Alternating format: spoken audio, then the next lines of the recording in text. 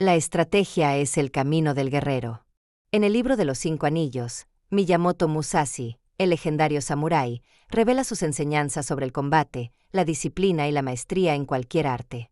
Prepárate para descubrir la filosofía de un verdadero estratega. Comencemos. El libro de los 5 anillos escrito por Miyamoto Musashi. Prólogo.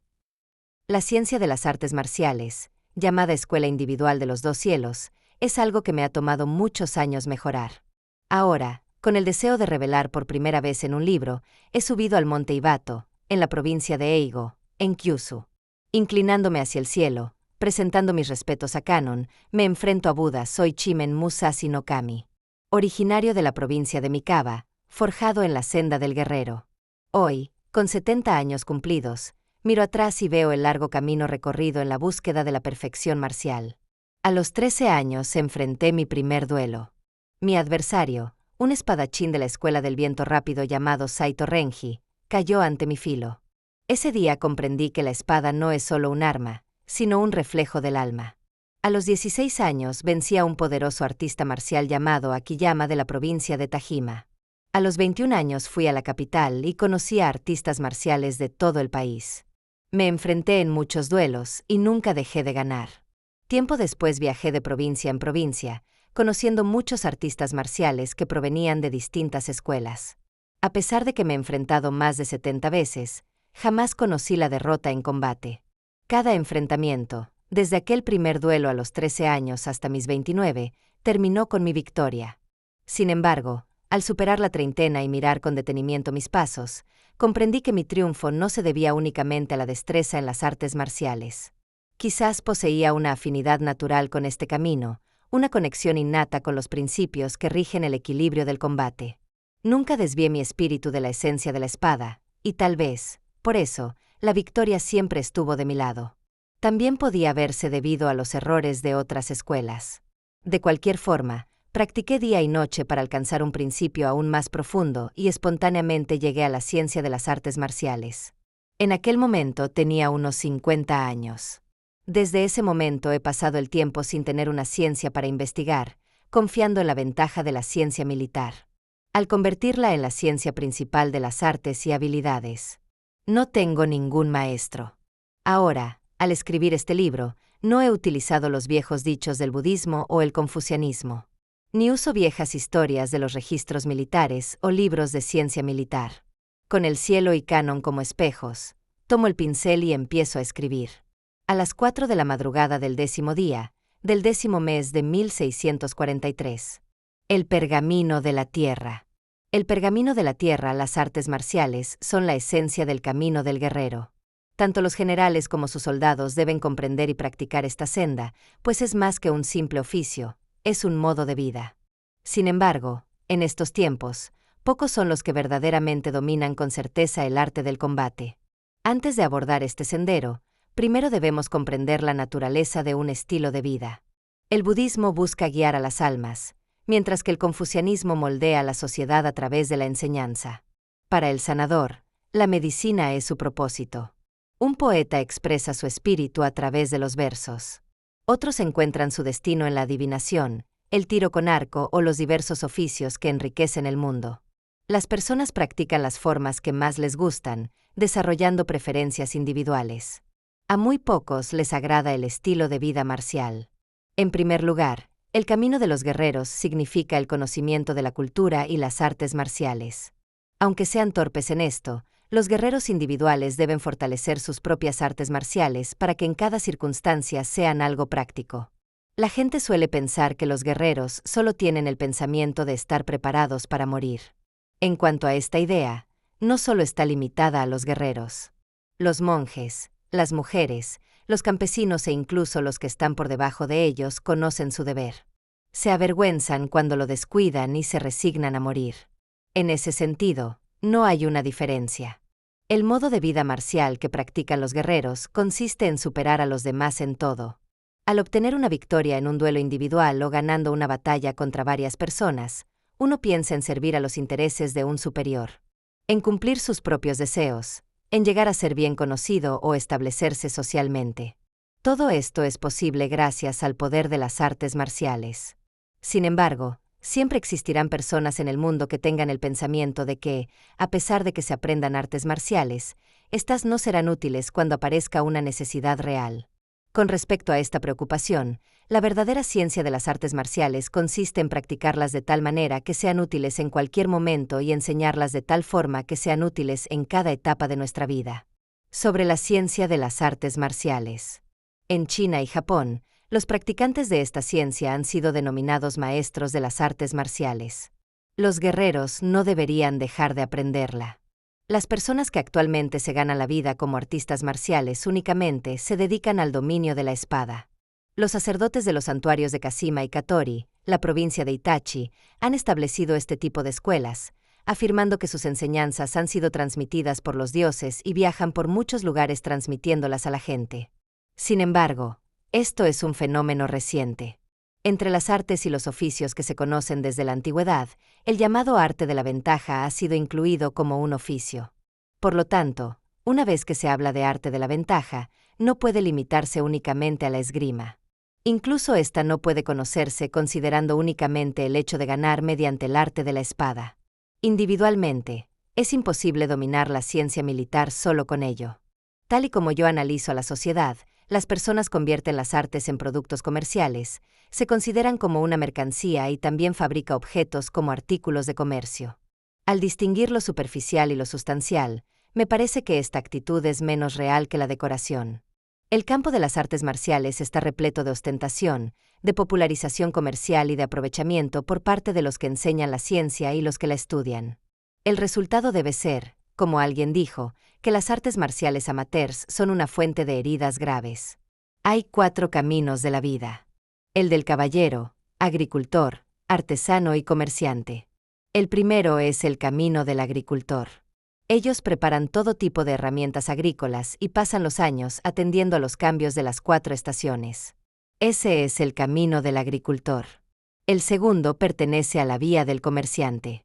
Los que fabrican vino obtienen las herramientas necesarias y viven de los beneficios que obtienen de acuerdo a la calidad de sus productos. Sin importar el negocio, los comerciantes se ganan la vida con los ingresos que obtienen de acuerdo a su condición. Este es el camino del comerciante.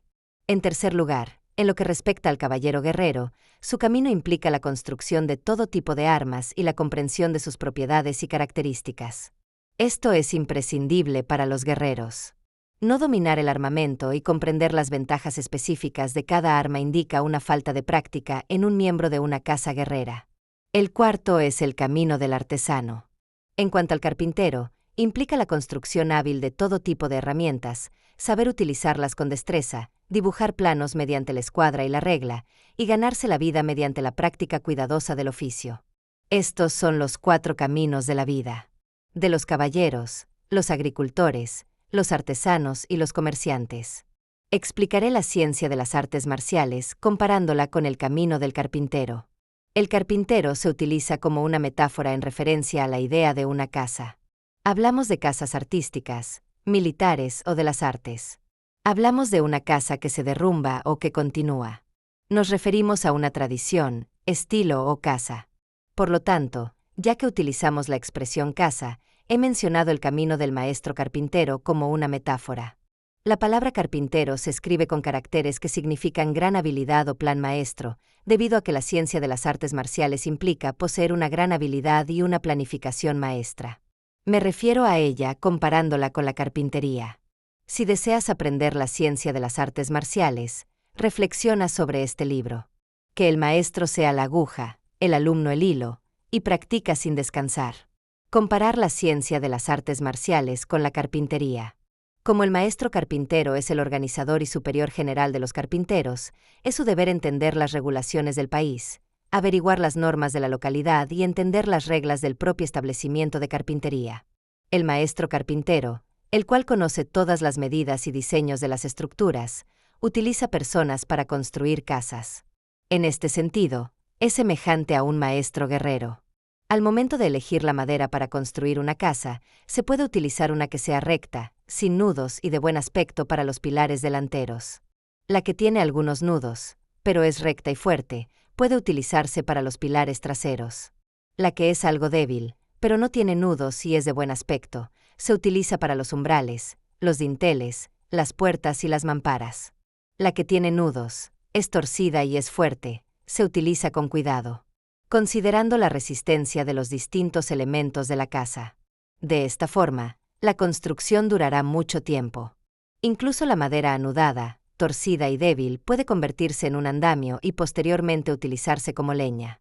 Como el maestro carpintero dirige a los oficiales, conoce sus distintos niveles de habilidad y les designa tareas adecuadas. Algunos les asigna trabajar el suelo, a otros las puertas y mamparas, a otros los alfaizares, los dinteles y los techos. Hace que los inexpertos coloquen las vigas del suelo y los que tienen menos habilidad tallen las cuñas. Cuando el maestro carpintero se encarga de asignar los trabajos, la obra avanza sin problemas.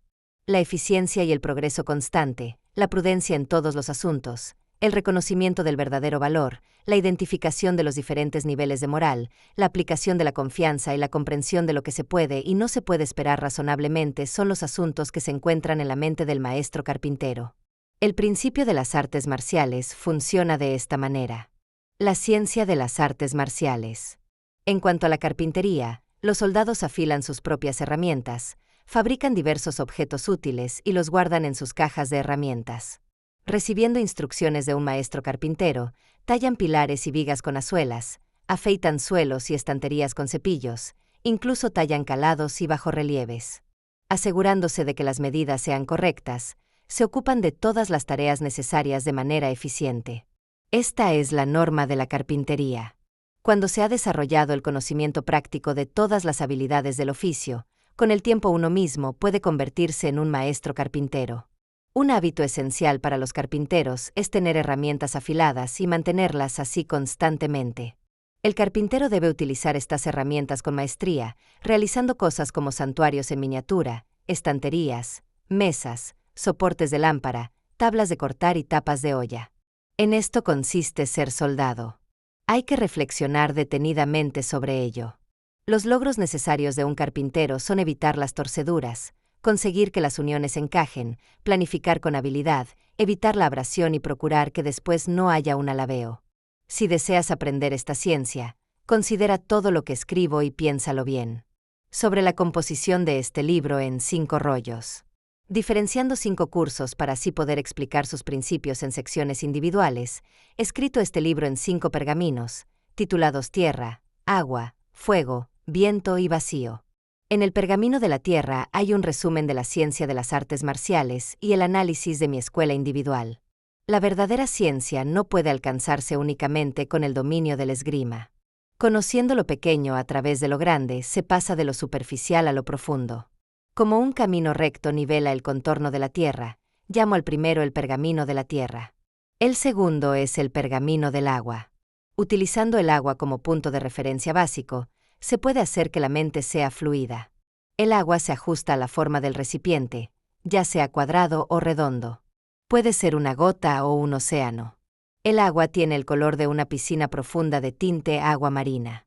Debido a la pureza del agua, escribo sobre mi escuela individual en este pergamino. Cuando se alcanza un nivel de reconocimiento de los principios del dominio de la espada y entonces puedes vencer cuando quieras a un oponente, equivale a poder derrotar a todos en el mundo. El espíritu de vencer a los demás es el mismo, sin importar que existan miles o decenas de miles de adversarios. La ciencia militar de los comandantes consiste en interpretar la gran escala a partir de la pequeña, así como construir algo monumental a partir de modelos en miniatura. Es imposible escribir sobre estos asuntos con mucho detalle. Conocer muchas cosas a través de una sola es un principio de la ciencia militar. Escribo sobre mi escuela individual en este pergamino de agua. El tercero es el pergamino de fuego. En este escribo sobre la batalla. El fuego puede ser grande o pequeño y tiene un significado de violencia. Esa es la razón por la que me refiero a asuntos de batalla. La manera de llevar a cabo un duelo es la misma si se tratara de una batalla entre un individuo o un ejército y otro.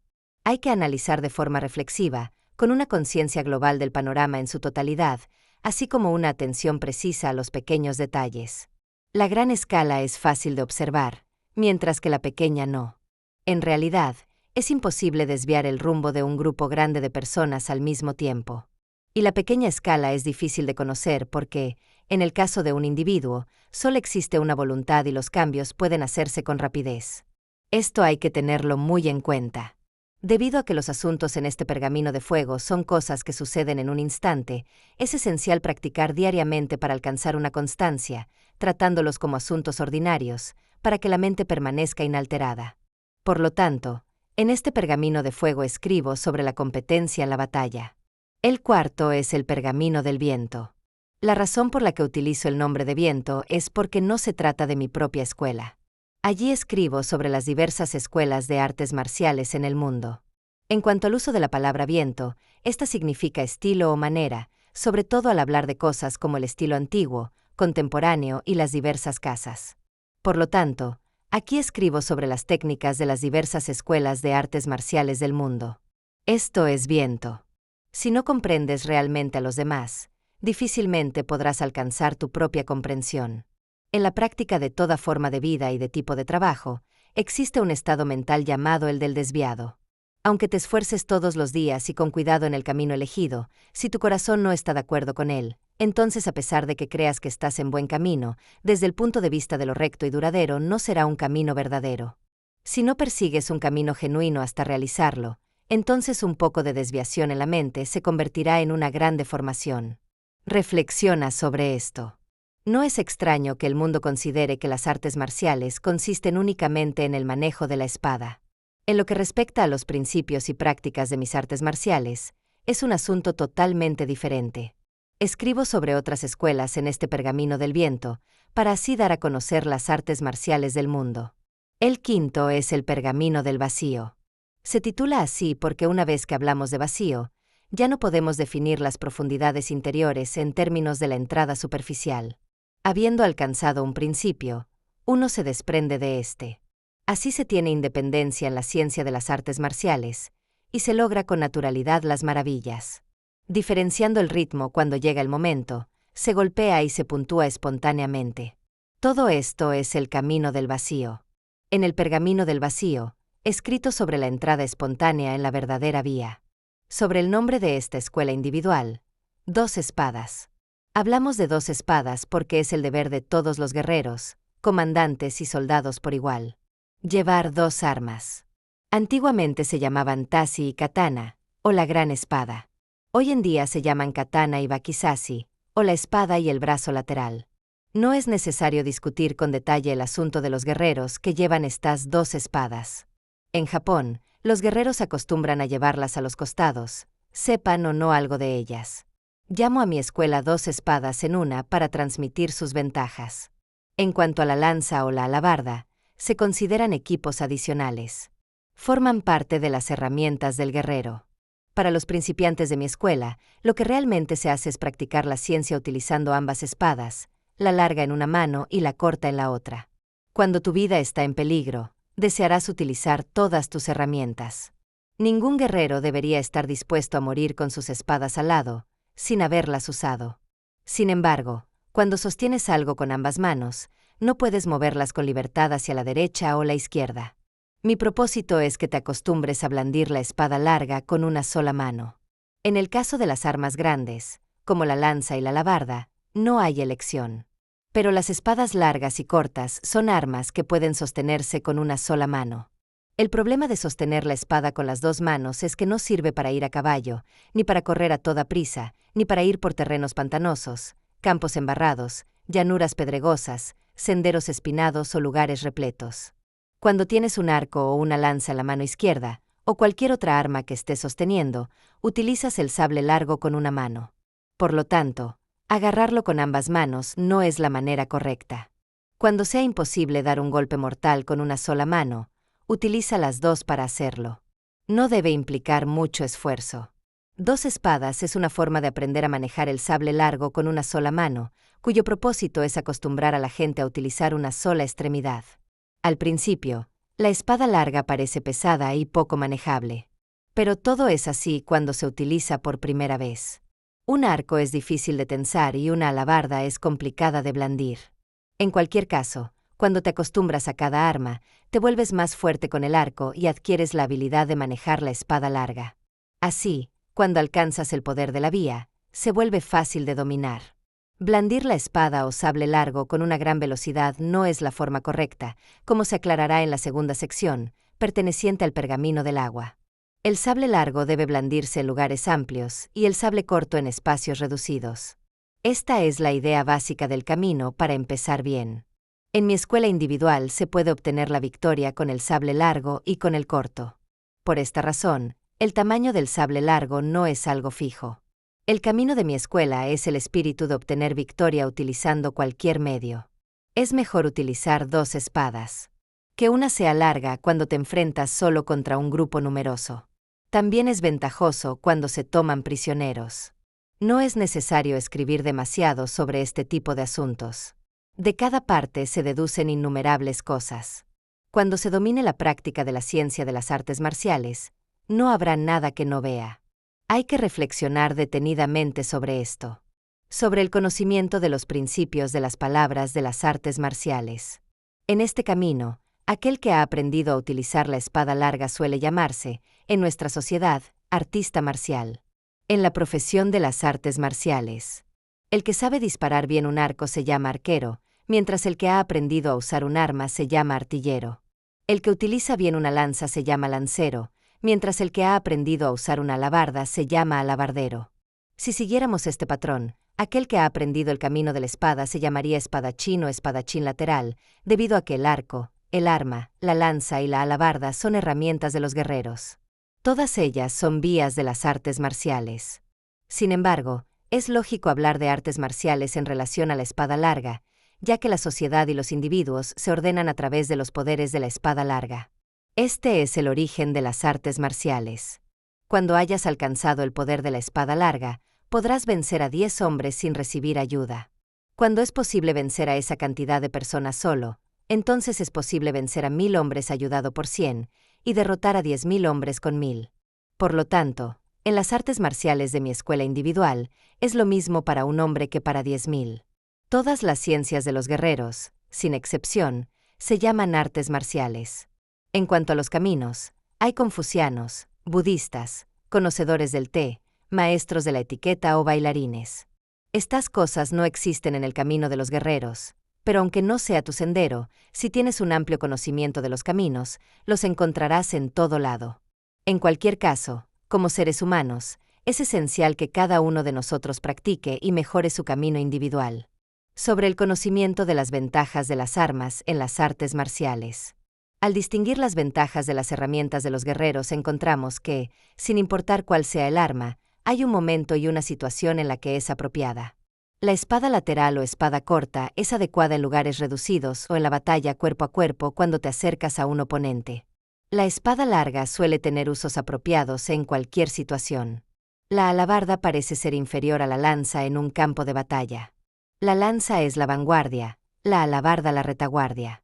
Con el mismo grado de entrenamiento, el que lleva la lanza obtendrá más fuerzas. Tanto la lanza como la alabarda dependen de las circunstancias. Ninguna es muy útil en situaciones donde se juntan muchas personas.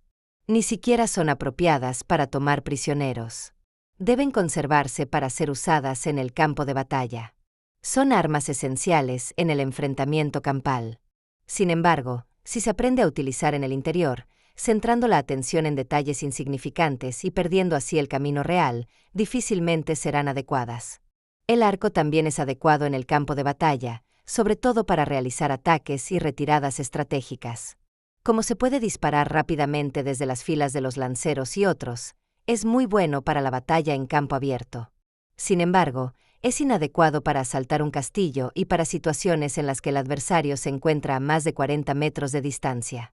En la actualidad, el arco y las demás artes tienen más flores que frutos. Es decir, que esas habilidades son inútiles cuando hay una necesidad real. Dentro de los muros de un castillo, nada se puede comparar con un cañón. Incluso en un enfrentamiento en campo abierto, el cañón tiene muchas ventajas antes de que comience la batalla. Sin embargo, una vez que las filas sean cerradas, ya no es adecuado. Una virtud del arco es que puede ver el rastro de las flechas que disparas, lo cual es bueno. Una insuficiencia de la pistola es que no se puede ver el recorrido de las balas. Se debe tener en cuenta esto. En cuanto a los caballos, Es esencial que tengan una gran resistencia y que no sean temperamentales. Hablando en términos generales sobre las herramientas del guerrero, el caballo debe dar grandes zancadas. Las espadas largas y cortas deben cortar con mucha profundidad. La lanza y la alabarda deben ingresar profundamente. Y el arco y la pistola deben ser fuertes y precisos. No hay que guardar ninguna afición especial por un arma en particular, ni por ninguna otra cosa. Demasiado es lo mismo que poco. Sin imitar a nadie, debes tener la cantidad de armas que sea conveniente. Entretener gustos y disgustos es malo para los comandantes y los soldados. El pensamiento pragmático es lo esencial. Sobre el ritmo en las artes marciales. El ritmo es algo que existe en todo, pero los ritmos de las artes marciales son difíciles de dominar sin una práctica constante. El ritmo se manifiesta en un mundo a través de la danza y la música, las gaitas y las cuerdas. Todos ellos son ritmos armoniosos. En el campo de las artes marciales existen ritmos y armonías en el tiro con arco, la artillería e incluso la equitación. En todas las artes y ciencias, el ritmo no debe ser ignorado. Incluso existe el ritmo en el vacío. En la vida profesional de un guerrero hay ritmos de ascenso al cargo y ritmos de descenso, de realización y de decepción. En el ámbito del comercio existen ritmos para hacerse rico y para perder la fortuna. La armonía y la desarmonía en el ritmo se dan en todos los ámbitos de la vida. Es obligatorio distinguir cuidadosamente entre los ritmos de florecimiento y los ritmos de decadencia en cada cosa. Los ritmos de las artes marciales son variados. Primero hay que conocer los ritmos correctos y entender los que son incorrectos, y diferenciar los ritmos apropiados entre los que son grandes y pequeños, lentos y rápidos. Conocer los ritmos de las relaciones espaciales y de la inversión. Estas cuestiones son especialidades de la ciencia del arte marcial. Si no comprendes estos ritmos de inversión, tu arte marcial no será fiable. La forma de ganar en una batalla de acuerdo a la ciencia militar es conocer los ritmos de los oponentes específicos y utilizar aquellos que tus oponentes no esperan, produciendo ritmos sin forma y a partir de ritmos de sabiduría. Con la ciencia de las artes marciales de mi escuela individual descrita anteriormente, mediante la práctica cuidadosa día y noche, la mente se amplía de forma natural, transmitiéndola al mundo como ciencia militar, tanto colectiva como individual. La escribo por primera vez en estos 5 pergaminos titulados Tierra, Agua, Fuego, Viento y Vacío. Para la gente que quiere aprender mi ciencia militar, existen las siguientes reglas para aprender el arte. 1. Piensa en lo que es correcto y verdadero. 2. Practicar y cultivar la ciencia. 3. Familiarizarse con las artes. 4. Conocer los principios de la artesanía. 5. Comprender el daño y el beneficio en todo. 6. Aprende a ver todo con precisión. 7. Tomar conciencia de lo que no es evidente. 8. Ten cuidado incluso en los asuntos pequeños. 9. No hagas nada inútil. En general, la ciencia de las artes marciales debe practicarse teniendo en cuenta estos principios. Difícilmente podrás convertirte en un maestro de las artes marciales a no ser que puedas ver lo inmediato y necesario en un contexto muy amplio. Una vez que hayas aprendido el principio, no deberás ser derrotado ni siquiera en un combate individual contra 20 o 30 oponentes. En primer lugar, conserva las artes marciales en tu mente y trabaja de forma directa. De esta manera podrás vencer con tus manos y también derrotar a la gente con tus ojos. Además, cuando mejores tu práctica hasta el punto de alcanzar la libertad de todo el cuerpo, entonces podrás vencer a la gente por medio de tu cuerpo. Y como tu mente está entrenada en esta ciencia, también podrás derrotar a las personas por medio de la mente. Cuando alcanzas este nivel, ¿cómo podrías ser vencido por los demás? Además, la ciencia militar a gran escala consiste en mantener a la gente buena. Ganar significa utilizar un gran número de personas. Ganar en la corrección de la conducta personal. En gobernar naciones. En cuidar la población. En llevar a cabo las observancias sociales habituales. En cualquier campo de actividad, el conocimiento de cómo evitar perder frente a los demás, cómo ayudarte a sí mismo y cómo mejorar el propio honor, forma una parte importante de la ciencia militar. El pergamino del agua. El fundamento del camino de las 2 lunas en las artes marciales se encuentra en la fluidez del agua. Aplicando los principios del arte de la estrategia, llamo a esta enseñanza el pergamino del agua, donde expongo el sistema de la espada larga que define esta senda. Sin embargo, transmitir en palabras la verdadera esencia de esta disciplina es una tarea difícil, pues su comprensión yace profundamente en mi espíritu. Sin embargo, aunque las palabras no estén disponibles, los principios deberían ser evidentes. En cuanto a lo que está escrito aquí, hay que pensar en cada una de las palabras. Si lo reflexionas de forma general, te equivocarás en muchas cosas. En cuanto a los principios de las artes marciales, a pesar de que en algunos momentos, escrito sobre ellos en términos de batalla entre dos individuos, es esencial entenderlo con referencias a una batalla entre dos ejércitos, apreciándolo a gran escala. En esta forma de vida, si comprendes mal el camino, aunque sea de forma leve y te desvías del camino correcto, caerás en distintos estados malignos. La ciencia de las artes marciales no consiste únicamente en leer estos escritos. Recogiendo de forma personal lo que está escrito aquí, no pienses que estás leyendo o aprendiendo. Y no te creas una imitación. Toma los principios como si fueran descubiertos por tu propia mente. Identifícate y trabaja en ellos con cuidado. Estado de ánimo en las artes marciales. En la ciencia de las artes marciales, el estado mental debe permanecer idéntico al normal. En las circunstancias ordinarias, así como en la práctica de las artes marciales, no dejes que haya ningún cambio.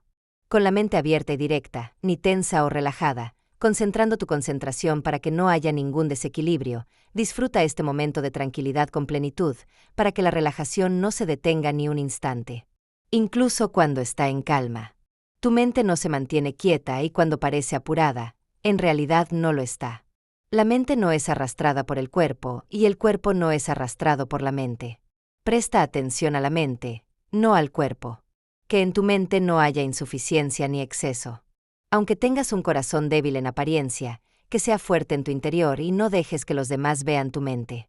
Es esencial que aquellos que son físicamente pequeños sepan lo que es ser grande, y los que son físicamente grandes sepan lo que es ser pequeños.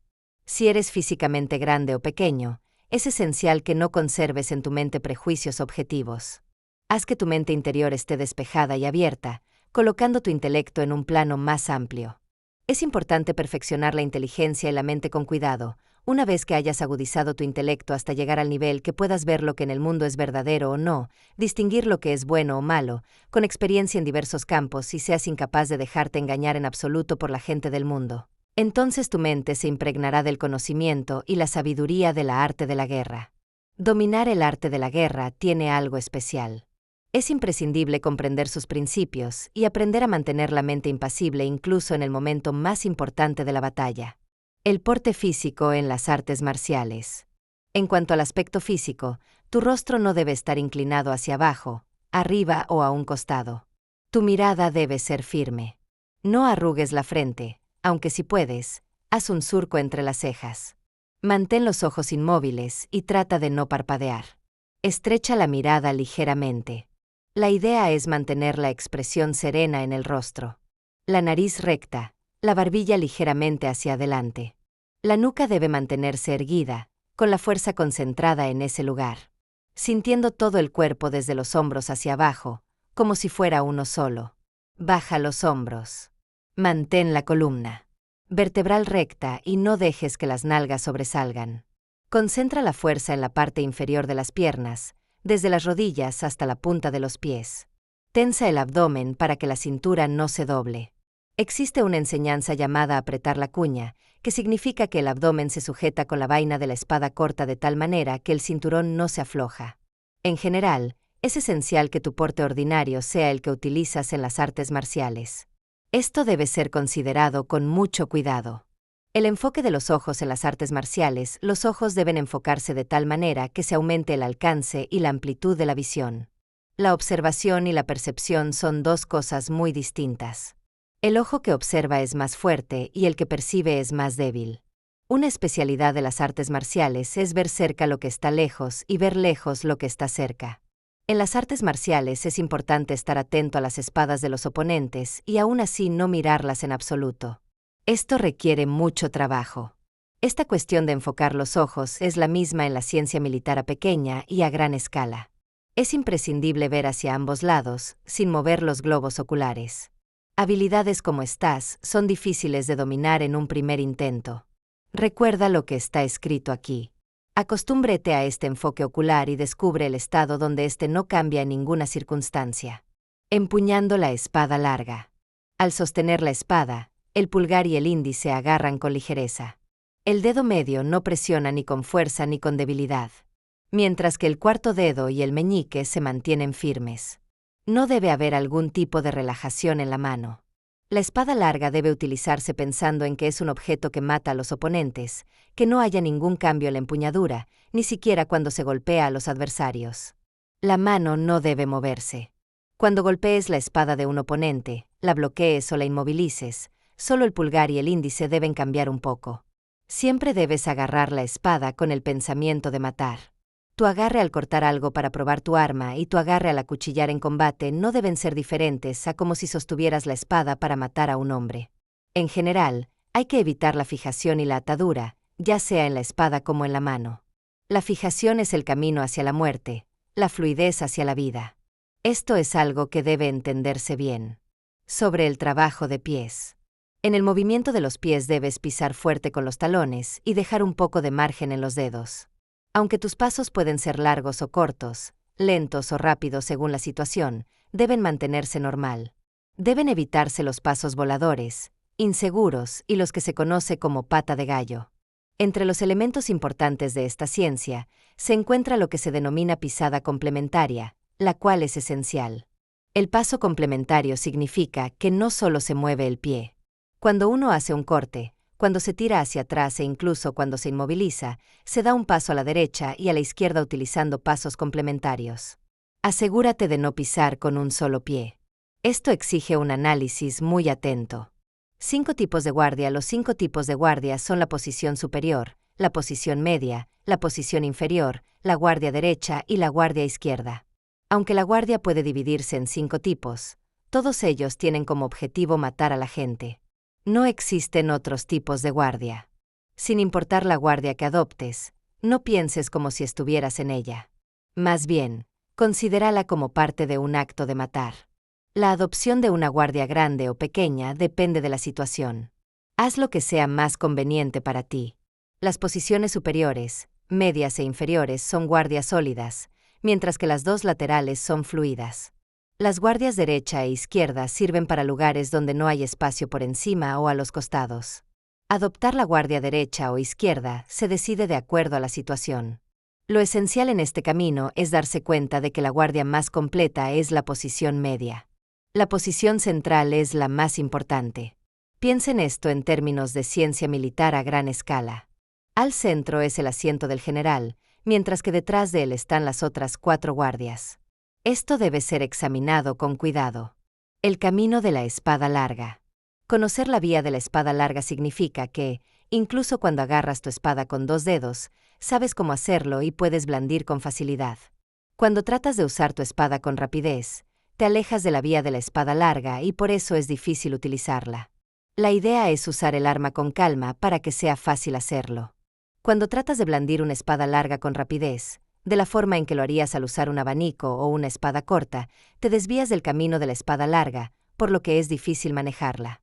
Esto se llama picar la espada corta, y no sirve para matar a un hombre utilizando un arma más grande. Cuando golpees hacia abajo utilizando la espada larga, llévala de vuelta hacia arriba de forma conveniente. Cuando golpees de lado, llévala de vuelta al otro lado, haciéndolo de forma conveniente. Extender el codo al máximo y blandir con fuerza es el camino de la espada larga. Procedimientos de 5 técnicas formales. Primera técnica. En la primera técnica, la guardia se encuentra en la posición media, con la punta de la espada apuntando hacia la cara del adversario. Cuando cierres filas con el oponente y éste te ataca con la espada larga, tú contraataca desviándolo hacia la derecha. Cuando el adversario golpee de nuevo, desvía la punta de su arma hacia arriba.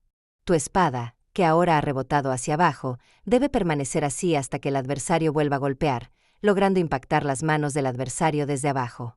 Estas 5 técnicas formales no se pueden entender únicamente al escribir sobre ellas. Las 5 técnicas formales deben practicarse con la espada en la mano. Mediante estos 5 esquemas de la esgrima, conocerás la ciencia de mi esgrima y también las técnicas empleadas por los adversarios. Por eso te digo que no existen más que 5 guardias en el método de esgrima de 2 espadas.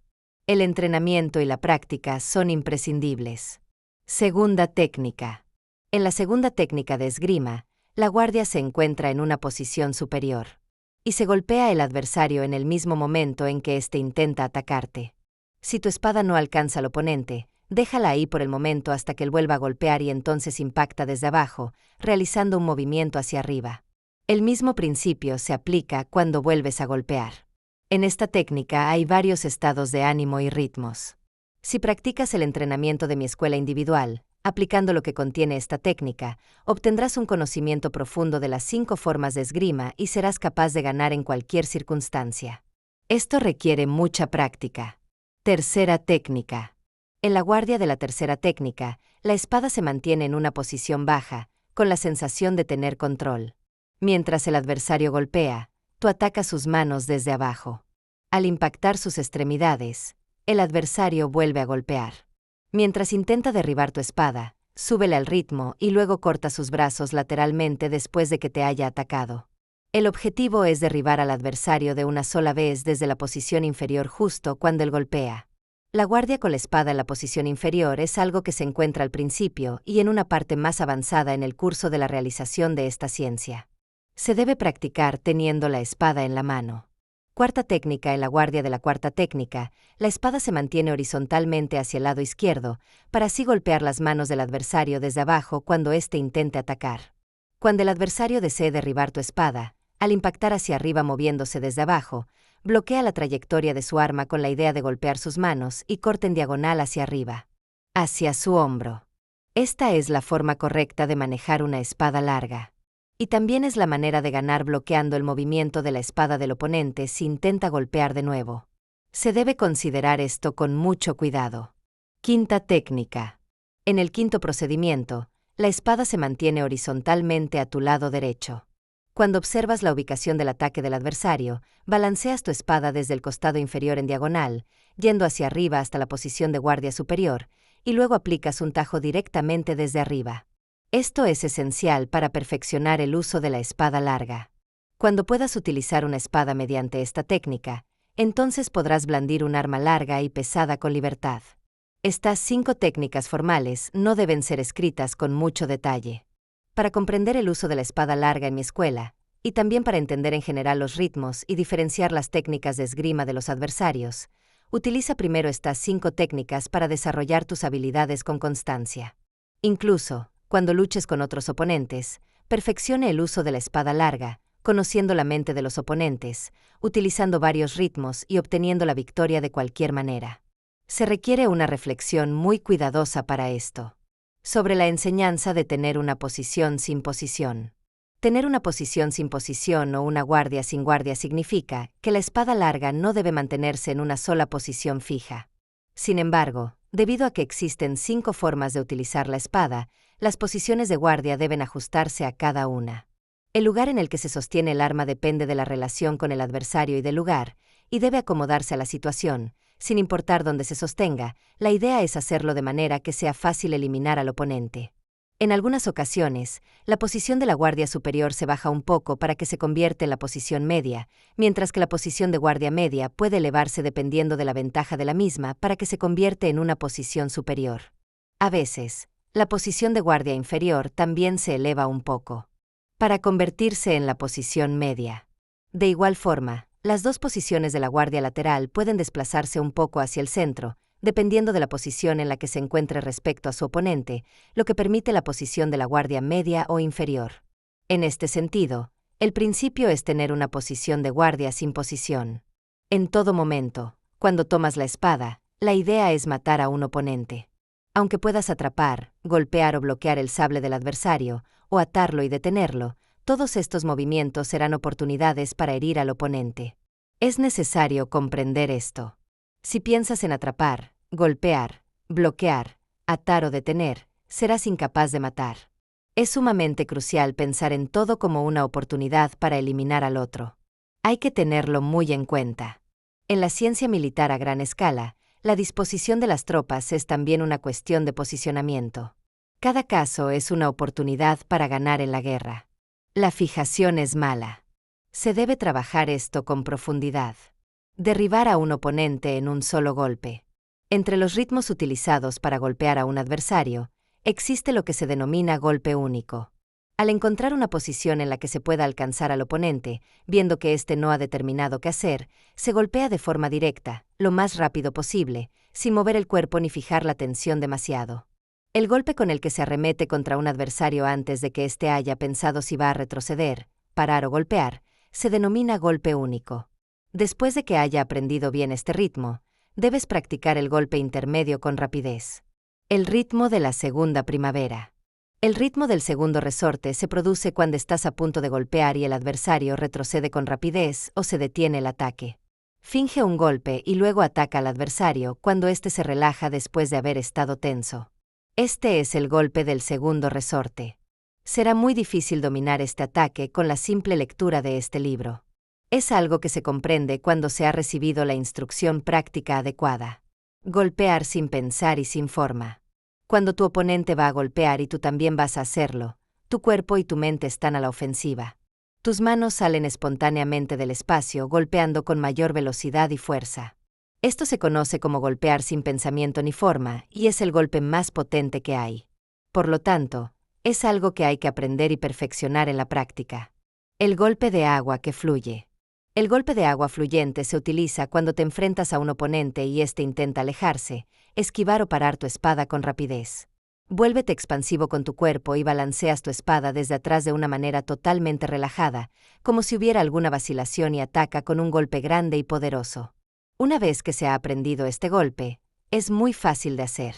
Es fundamental diferenciar la posición del adversario. El golpe del azar cuando lanzas un ataque y el adversario intenta detenerlo o pararlo, dale un golpe en la cabeza, en las manos y en los pies de una sola vez.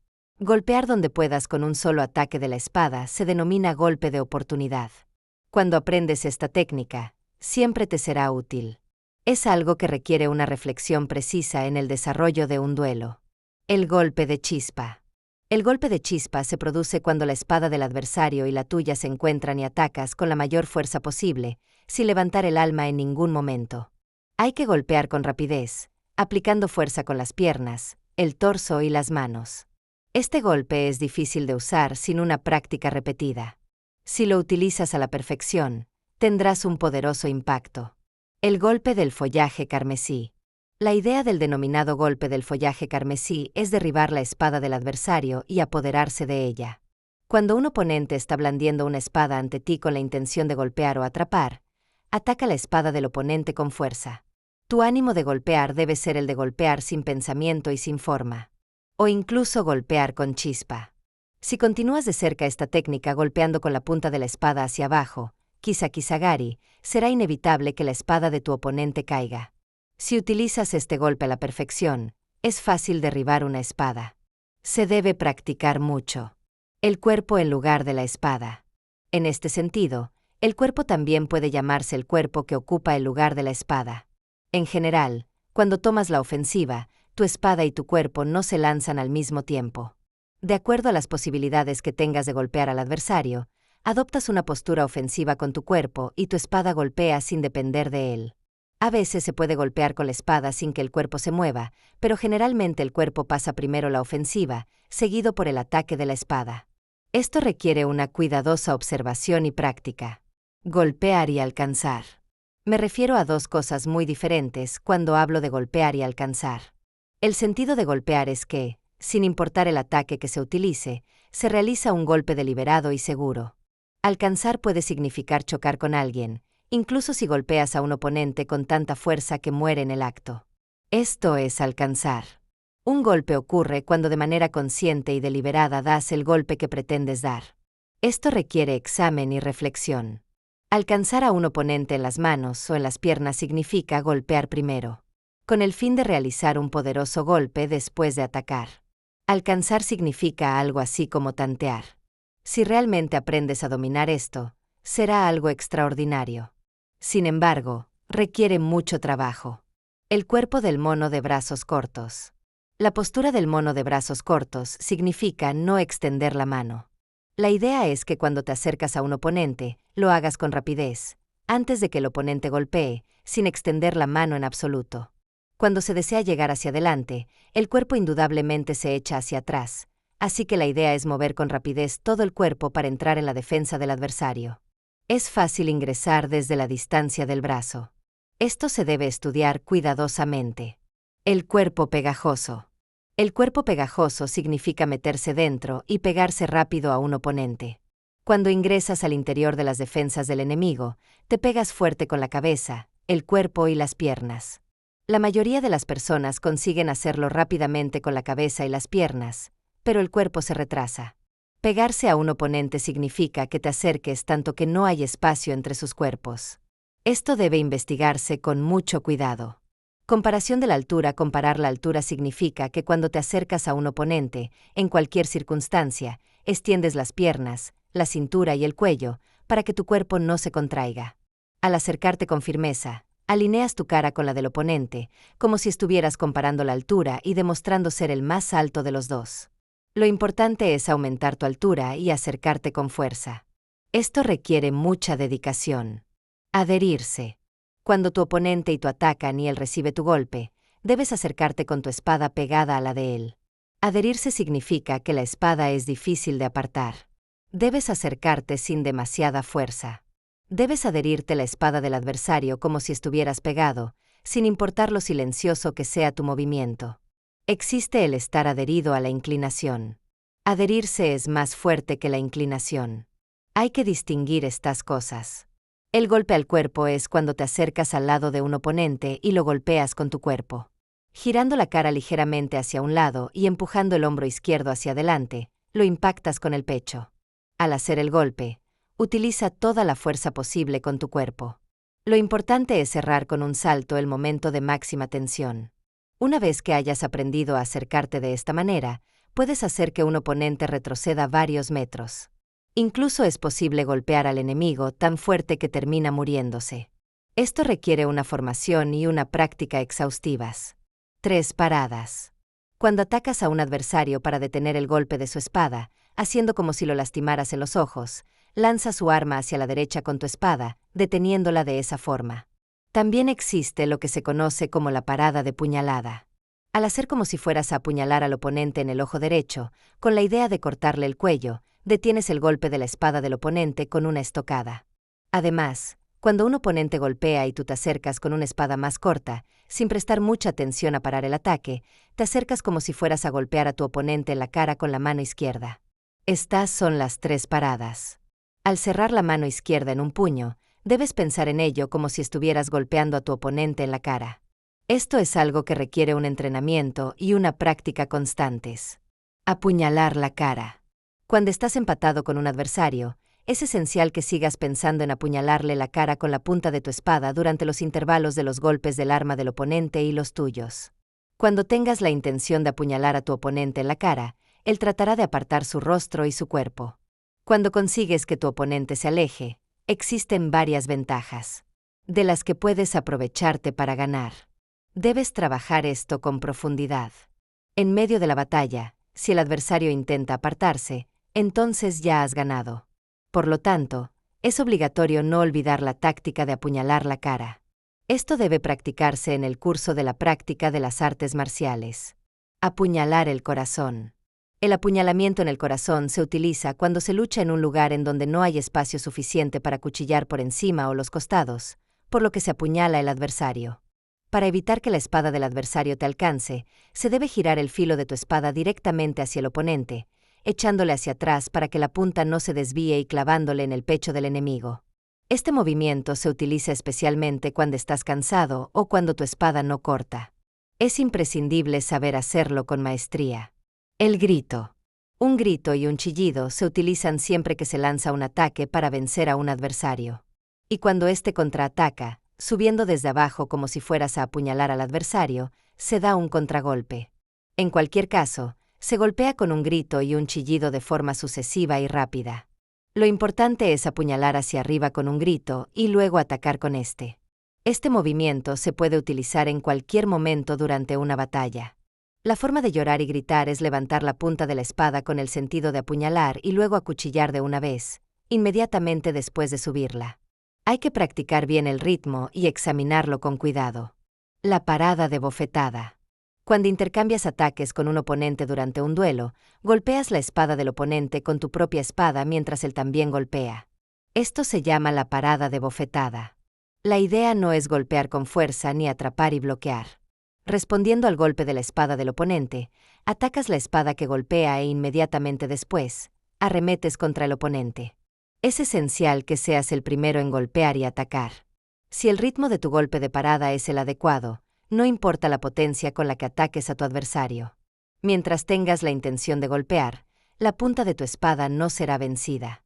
Esto debe aprenderse con mucha práctica y examinarse cuidadosamente. Una posición contra muchos oponentes. Un enfrentamiento contra muchos oponentes sucede cuando un individuo tiene un duelo contra un grupo. Utilizando las espadas largas y cortas, debes mantenerlas a la izquierda y a la derecha, extendiéndolas horizontalmente. La idea es que, aunque los oponentes se acerquen a ti por los 4 lados, los persigas hacia un solo lugar. Diferenciando el orden en que los adversarios atacan, primero enfréntate con los que presionan, manteniendo un ojo en todo el cuadrado, determinando las posiciones desde las que los adversarios lanzan sus ataques y blandiendo ambas espadas al mismo tiempo sin interferencia. Esperar un error. La idea principal es adoptar de inmediato una posición de listo, teniendo ambas espadas hacia los costados. Y cuando un oponente se acerque, herirlo con un poderoso ataque, dominarlo, y luego girar enseguida hacia el siguiente que se acerque y acuchillarlo. Con la intención de agrupar a los oponentes en una sola línea, cuando parece que se desvíen allí, se debe atacar con fuerza, sin dejar un momento de espacio. Será difícil avanzar si únicamente persigues a los oponentes en grupo. Por otra parte, si piensas en atraparlos uno por uno a medida que van apareciendo, obtendrás una sensación de espera y por lo tanto te costará avanzar.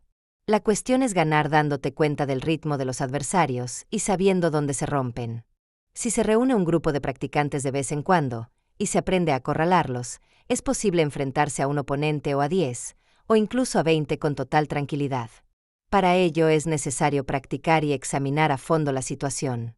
Ventaja en el duelo. La ventaja en el duelo significa entender cómo ganar usando la espada larga de acuerdo a las leyes de las artes marciales. Esto no puede describirse con muchos detalles, ya que uno debe comprender cómo ganar mediante la práctica. Este es el uso de la espada larga que revela la verdadera ciencia de las artes marciales. Es transmitido persona a persona. La carrera única. Esto significa obtener la victoria con certeza mediante la precisión de un solo golpe. No se puede comprender sin aprender bien las artes marciales. Si practicas esto, dominarás las artes marciales y será una forma de conseguir la victoria a voluntad. Dedícate a estudiarlo con atención. El estado de la penetración directa. La mente de la penetración directa es algo que se transmite cuando se recibe el verdadero camino de la escuela de las 2 espadas. Lo esencial es practicar bien, para así entrenar el cuerpo a esta ciencia militar. Se transmite de forma oral. Epílogo. Todo lo anterior es un relato general de las artes de la espada en mi escuela individual, el cual he registrado en este libro. En la ciencia militar, la manera de aprender a tomar la espada larga y obtener la victoria sobre los demás comienza con el uso de las 5 técnicas formales para aprender los 5 tipos de posición de guardia. Después se aprende a manejar la espada larga y se obtiene una total libertad de movimiento. Se agudiza la mente para diferenciar los ritmos del camino y se toma la espada a uno mismo. Cuando seas capaz de manejar tu cuerpo y tus pies como desees, vencerás a una persona o a 2 y llegarás a saber lo que es bueno y lo malo en las artes marciales. Estudiando y practicando cada uno de los puntos de este libro y al luchar con los adversarios se alcanzan gradualmente los principios de la ciencia, teniéndola presente en todo momento, sin apurarse, aprendiendo sus virtudes siempre que se presente la oportunidad, enfrentándose a todos y cada uno de los enemigos. Aprendiendo el corazón de la ciencia, aunque sea un camino de 1000 kilómetros, se avanza un paso a la vez. Pensando sin apuros, entendiendo que es el deber de los guerreros practicar esta ciencia, es fundamental para determinar que hoy te superarás a ti mismo del día anterior. Mañana ganarás a los de menor habilidad y más tarde dejarás atrás a los de mayor capacidad. Practicando con este libro, debes estar determinado a no dejar que tu mente se desvíe. No importa cuántos oponentes venzas, si haces algo que esté en contra del entrenamiento, no puede ser el verdadero camino. Cuando este principio viene a la mente, deberás entender cómo vencer incluso a docenas de tus oponentes tú solo. Una vez que puedas hacerlo, también deberías ser capaz de comprender los principios de la ciencia militar a gran escala y de forma individual, por medio del poder del conocimiento del arte de la espada. Esto es algo que requiere un estudio constante, con 1000 días de práctica para el entrenamiento y 10.000 días para perfeccionarlo. El pergamino del fuego. En la ciencia militar del camino de las 2 espadas, el combate es como el fuego, impredecible, feroz y siempre en movimiento. Los aspectos que determinan la victoria o la derrota se plasman en el pergamino del fuego, pues es en la intensidad de la batalla donde se revelan las verdaderas estrategias. Desde tiempos antiguos, muchos han considerado los principios de las artes marciales como meras técnicas o asuntos triviales. Sin embargo, aquellos que solo ven la superficie del combate nunca comprenderán su profundidad ni su verdadero propósito. Algunos saben cómo sacar ventaja de un movimiento de muñeca utilizando las puntas de los dedos. Otros, conocer cómo ganar usando un abanico mediante un movimiento oportuno del antebrazo. Por otra parte, utilizando una espada de bambú o algo parecido, puede que únicamente aprendan la pequeña ventaja de la velocidad, entrenando sus manos y pies de esta manera, concentrándose en tratar de aprovechar un poco más de velocidad. En cuanto a mi ciencia militar, he diferenciado los principios de la vida y la muerte a través de numerosos duelos en donde puse mi vida en riesgo, aprendiendo la ciencia de la espada, conociendo la fuerza y la debilidad de los golpes de los oponentes, comprendiendo los usos de la hoja y la punta de la espada, y practicando las formas de cómo eliminar a los oponentes. Especialmente cuando uno está en pleno equipo de combate, no se distrae en cosas pequeñas. Además, luchar contra 5 o 10 personas en duelos, poniendo la vida en juego y encontrando una forma segura de vencerlas es lo que compone mi ciencia militar. Entonces, ¿cuál es la diferencia entre la lógica de una persona que derrota a 10 personas y la de que 1000 personas derriben a 10.000 personas? Hay que tener en cuenta esto.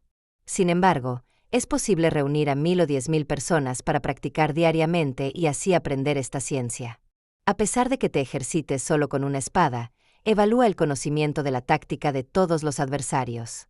Conoce sus movimientos fuertes y débiles. Averigua cómo vencer a todos mediante el conocimiento y el carácter de la ciencia militar, y te convertirás en un maestro de este camino. ¿Quién en el mundo puede alcanzar el ingreso directo hacia mi ciencia militar? Entrenando día y noche, con la determinación de completarla, después de haberla perfeccionado, se obtiene recién una libertad única. Se alcanzan las maravillas con naturalidad y se obtienen los poderes de penetración inconcebibles. Así es como la ley cósmica se lleva a cabo a través de las artes marciales. La situación física. En la comprensión de la situación física existe lo que se conoce como posicionarse con el sol a la espalda. Esto significa que te colocas en una posición donde el sol se encuentra detrás de ti. Si la situación no te permite mantener esto así, entonces debes esforzarte para que esté a tu derecha. Esto también se aplica a los lugares interiores, donde debes mantener la luz a tu espalda o a tu derecha. Es conveniente asegurarse de que no haya nada en el camino que se encuentre detrás de ti y que el espacio a tu izquierda sea el suficiente, adoptando una postura que haga que se corte el espacio a tu derecha. También por la noche, cuando puedas ver a tus oponentes, sitúate teniendo el fuego de las antorchas a tu espalda y las luces a tu derecha, como se ha indicado anteriormente. Para mirar al enemigo por encima del hombro, debes situarte en el terreno más alto. Así esté ligeramente elevado. En el interior, el asiento de honor debe ser considerado como el terreno más elevado. De todos modos, a la hora de combatir, la idea es perseguir a los oponentes hacia tu izquierda. Es esencial asegurarse de que los obstáculos se encuentren en la retaguardia de tus oponentes y luego perseguirlos hacia uno de ellos con cualquier método que puedas. Cuando dirijas a los adversarios hacia un obstáculo para evitar que se den cuenta de la situación, realiza tu ataque sin descanso para que así no puedan mirar a su alrededor. Esto mismo se aplica también en los lugares interiores. Cuando los persigues contra umbrales, jambas, puertas, mamparas, verandas, pilares y otros obstáculos parecidos. De cualquier forma, la dirección en la que persigues a los adversarios debe ser siempre hacia lugares en donde el terreno es malo o hay obstáculos a ambos lados. Utiliza todas las cualidades del entorno que puedas. Concéntrate en sacar provecho de la situación. Esto es algo que requiere una cuidadosa y profunda reflexión y práctica. 3 anticipos. Hay 3 tipos de anticipación. Una consiste cuando te adelantas atacando a un oponente con tu propia iniciativa. Esto se llama adelantarse desde un estado de suspensión. Otra es cuando te adelantas a un oponente que te ataca. Esto se llama adelantarse desde un estado de espera. La otra consiste cuando tú y un oponente se atacan de forma simultánea. Esto se llama anticipación en el estado de confrontación mutua. Estas son las 3 vías de anticipación. Al principio de cualquier batalla, solo existen como opciones estas 3 iniciativas. Debido a que se trata de obtener la victoria rápidamente por anticipación, esta es la principal preocupación en las artes marciales. Hay muchos detalles que intervienen en la anticipación, pero no pueden escribirse de manera completa, porque se trata de dar prioridad al patrón del momento concreto, percibir la intención de los oponentes y utilizar todos tus conocimientos de artes marciales para ganar. En primer lugar, tenemos la anticipación desde un estado de suspensión. Cuando quieres atacar, te mantienes calmado y tranquilo, y luego te adelantas a tu oponente golpeando de forma repentina y veloz. Puedes adelantarte siendo poderoso y rápido en el exterior, pero siendo reservado en tu interior. También puedes adelantarte endureciendo tu mente al máximo, acelerando un poco tu ritmo, y atacando con violencia en el momento en que te acerques al adversario. De igual forma, puedes ganar si dejas que tu mente se libere, determinando que vas a derrotar a tu oponente de principio a fin, obteniendo la victoria mediante una fuerza apasionada exhaustiva. Todos estos son ejemplos de anticipación desde un estado de suspensión. La segunda es la anticipación desde un estado de espera. Cuando un adversario se acerca a ti, no reaccionas al instante, sino que aparenta ser débil. Entonces, cuando el enemigo se aproxima, te alejas con un poderoso salto, como si estuvieras volando. Luego, cuando veas que el adversario se relaja, lo atacas con firmeza. Esta es una forma de adelantarse. Así también, cuando un oponente ataca y tú te enfrentas agresivamente al ataque, en el momento en que percibes una oportunidad en su ritmo de ataque, puedes obtener la victoria justo en ese momento. Este es el principio de la anticipación desde un estado de espera. La tercera es la anticipación en un estado de confrontación mutua. En el caso en que un adversario ataque con rapidez, tú contraatacas con calma, pero manteniéndote firme. Cuando el oponente se acerque, reafirma tu postura con absoluta decisión y cuando el enemigo muestre signos de flaqueza, vénselo al instante con fuerza. Por otra parte, cuando el adversario ataca con calma y tranquilidad, acelera tu propio ataque con tu cuerpo ligeramente relajado. Cuando el adversario se acerque, golpéalo una vez y después, adaptándote a su condición, vénselo con firmeza. Esto se conoce como la anticipación en un estado de confrontación mutua. Estas tácticas son difíciles de detallar. Deben elaborarse siguiendo las líneas generales de las anticipaciones aquí escritas. Estas 3 formas de adelantarse dependen del momento y de la lógica de la situación. Aunque no siempre hay que ser el que ataca, si se trata de lo mismo, es mejor tomar la iniciativa y poner a los adversarios a la defensiva. De cualquier forma, la idea de la anticipación es obtener una victoria segura con el poder del conocimiento de las artes marciales. Esta debe ser practicada y perfeccionada a profundidad. Sujetar la almohada. Sujetar la almohada significa no dejar que alguien levante la cabeza. En las artes marciales, durante el transcurso de un duelo, es malo dejarse manipular por los demás. Es preferible maniobrar a los oponentes con libertad, mediante cualquier medio que se pueda. Por lo tanto, los oponentes estarán pensando en esta línea. Y tú también tienes esta intención. Pero es imposible tener éxito en esto sin comprender lo que hacen los demás. Las artes marciales consisten en detener los golpes del adversario y sus embestidas, y arrancarle la espada. Detener la almohada significa que, cuando has logrado dominar mi ciencia en realidad y estás enfrentando a un adversario, siempre que éste muestre cualquier signo de intención de hacer un movimiento, lo percibes antes de que actúe. Detener el ataque del adversario en el momento inicial, impedirle continuar, es el sentido de sujetar la almohada. Por ejemplo, se inhibía el ataque del adversario de la letra A, por así decirlo, y así se inhibía el salto del oponente de la letra L, y por lo tanto se detiene el corte del adversario de la letra C. Siempre que los adversarios intenten atacarte, deja que continúen y haz todo lo que sea inútil, mientras impides que ellos hagan algo útil. Esto es esencial para la ciencia militar. En este momento, si intentas frustrar a los oponentes conscientemente, actuarás con lentitud. En primer lugar, haciendo lo que sea que hagas científicamente, detén el primer impulso del oponente para intentar algo, frustrando todo de esta forma. Manipular a los oponentes de esta manera significa dominar el arte de la guerra, el cual proviene de la práctica. El acto de sujetar la almohada requiere un estudio más profundo. Cruzando el mar. Cuando se cruza el mar, existen lugares que se llaman estrechos. De igual forma, hay sitios que cruzan el marzo de 2020 o 30 kilómetros de ancho que se llaman vados. En el transcurso de la vida, al atravesar el mundo humano, habrá muchos puntos que podrían llamarse vados. En las rutas marítimas, sabiendo dónde están los vados, conociendo el estado del barco y el tiempo, incluso sin lanzar barcos de compañía, puedes adaptarte al estado del tiempo, a veces aprovechando los vientos cruzados o consiguiendo vientos favorables, sabiendo que, a pesar de que el viento cambie, puedes alcanzar el puerto a remo, tomar el mando del barco y cruzar el vado. Con esa actitud, al pasar por el mundo humano, debes tener la sensación de cruzar un vado en caso de emergencia. En las artes comerciales durante la batalla, también es esencial cruzar el vado.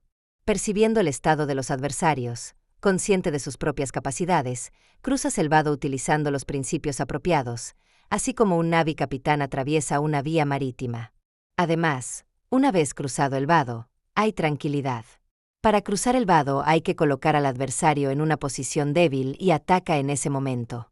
Entonces, por lo general, te impondrás con rapidez. En la ciencia militar a gran escala, como en las artes marciales individuales, el sentido de cruzar un vado es esencial. Debe ser conocido a profundidad. Conocer el estado de los asuntos. En la ciencia militar a gran escala, conocer el estado de las cosas significa poder diferenciar el florecimiento y la decadencia del adversario, discernir las intenciones de las tropas contrarias y percibir su estado, ver con claridad la situación. Determinar cómo desplegar el propio ejército para obtener una gran victoria segura mediante los principios de la ciencia militar. Y luchar en la batalla conociendo lo que vendrá después. Además, en las artes marciales individuales se determinan las tradiciones de los oponentes. Se observa el carácter personal de los adversarios. Se averiguan los puntos fuertes y débiles. Se maneja contrariamente a las expectativas de los oponentes. Se determinan las debilidades de los enemigos. Se averiguan los ritmos intermedios. Y se realiza el primer movimiento. Todo esto es esencial. Si tu poder de perspicacia es muy fuerte, la situación entera será visible para ti. Una vez que hayas alcanzado un dominio completo e independiente de las artes marciales, serás capaz de descifrar las mentes de los oponentes, y así encontrarás muchas maneras de ganar. Esto exige un trabajo constante. Pisar una espada. Pisar una espada es un movimiento que únicamente se utiliza en las artes marciales. En primer lugar, en la ciencia militar a gran escala, incluso con arcos y pistolas, cuando los adversarios te atacan con lo que tienen, después de que hayan disparado su primera descarga y estén renovando su bombardeo, es muy difícil que realices tu ataque si estás utilizando un arco o cargando una pistola. El objetivo es atacar rápidamente mientras el enemigo está disparando. El sentido de todo esto es que, si atacas velozmente, es difícil usar flechas contra ti o dispararte con un arma. La idea es que, sin importar el ataque de los oponentes, debes darte cuenta de su ritmo y obtener la victoria eliminando todo lo que haga el oponente. De igual forma, en el contexto de las artes marciales individuales, si golpeas el inicio de los movimientos de la espada de un oponente, el duelo se convertirá en un grupo desordenado de golpes que chocarán una y otra vez, y así no conseguirás nada. Cuando un adversario arremete con su espada, tú dominas su ataque pisando la espada hacia abajo con tu pie, asegurándote de que no pueda dar un segundo golpe. El pisotón no se realiza únicamente con los pies. También hay que aprender a pisar con el cuerpo, a pisar con la mente y, por supuesto, a pisar con la espada, de tal manera que se impida al adversario realizar un segundo movimiento. Esto significa adelantarse a todo. No consiste en golpear al azar a un oponente con la idea de terminar la contienda de una vez. Es un seguimiento instantáneo e inflexible. Debe ser muy bien investigado. Conocer la desintegración. La desintegración es algo que le ocurre a todo. Cuando una casa, una persona o un adversario se desmoronan, lo hacen al perder el ritmo de los tiempos. En la ciencia militar a gran escala, también es esencial encontrar el ritmo de los oponentes cuando se separan y perseguirlos para no dejar escapar las aperturas. Si se pierde el ritmo de los momentos vulnerables, existe la probabilidad de un contraataque. De igual forma, en las artes marciales individuales, sucede que un adversario sale del ritmo durante el combate y comienza a desmoronarse. Si dejas pasar esa oportunidad, el oponente se recuperará y te vencerá. Es importante seguir con firmeza cualquier pérdida de concentración por parte del oponente, para así evitar que se recupere. El seguimiento exige decisión y potencia. Se trata de atacar con violencia, de tal manera que el adversario no pueda recuperarse. Este ataque debe ser analizado con cuidado. No hacerlo puede dejar una sensación de irresponsabilidad. Es algo que requiere trabajo. Convertirse en el adversario. Convertirse en el adversario significa ponerse en el lugar del contrincante y pensar desde su punto de vista. Tal y como yo analizo el mundo, si un ladrón se refugia en una casa, se le considera un adversario poderoso. Sin embargo, desde su punto de vista, todo el mundo está en su contra, está encerrado en una situación indefensa. El que se esconde es una gallina. El que entra a luchar es un halcón. Estas ideas requieren una cuidadosa reflexión. También en la ciencia militar a gran escala se considera que los oponentes son poderosos. Por eso se tiene cuidado con ellos. Cuando se dispone de un buen ejército, se conocen bien los principios de las artes marciales y se intuye la forma de vencer al adversario. Por lo tanto, no hay de qué preocuparse. Hay que colocarse en la posición del adversario en las artes marciales individuales. Cuando uno se encuentra frente a un maestro de la ciencia, alguien que comprende las artes marciales y es bueno en ellas, uno piensa que va a perder. Considera bien esto. Deja ir a 4 manos. Soltar las 4 manos se refiere a cuando tú y un oponente se encuentran en un punto muerto y no avanzan en la lucha. Significa que cuando crees que vas a entrar en un punto muerto, lo detienes de inmediato y te apoderas de la victoria aprovechando un enfoque diferente. De igual manera, si en la ciencia militar a gran escala hay un estancamiento total y no se avanza, habrá una pérdida de personas. Es esencial detenerse de inmediato y conseguir la victoria aprovechando una táctica insospechada por el enemigo. También en las artes marciales individuales, si crees que estás ingresando en un punto muerto, es esencial cambiar tu enfoque, averiguar el estado del oponente y determinar cómo ganar mediante una táctica distinta. Sombras en movimiento. Mover las sombras es algo que se hace cuando no se puede descubrir lo que piensa un adversario. En la ciencia militar a gran escala, cuando no se puede reconocer el estado del enemigo, se pretende realizar un ataque poderoso para ver qué hará el otro. Una vez analizados los métodos del adversario, es fácil conseguir la victoria. Aprovechando diferentes tácticas, especialmente adaptadas a cada situación. De igual forma, en las artes marciales individuales, cuando un adversario blande su espada detrás de él o a su costado, y de repente está a punto de golpear, muestra toda su intención en su espada. Una vez que se muestra de forma perceptible, debes reconocer inmediatamente la ventaja y saber cómo ganar con certeza.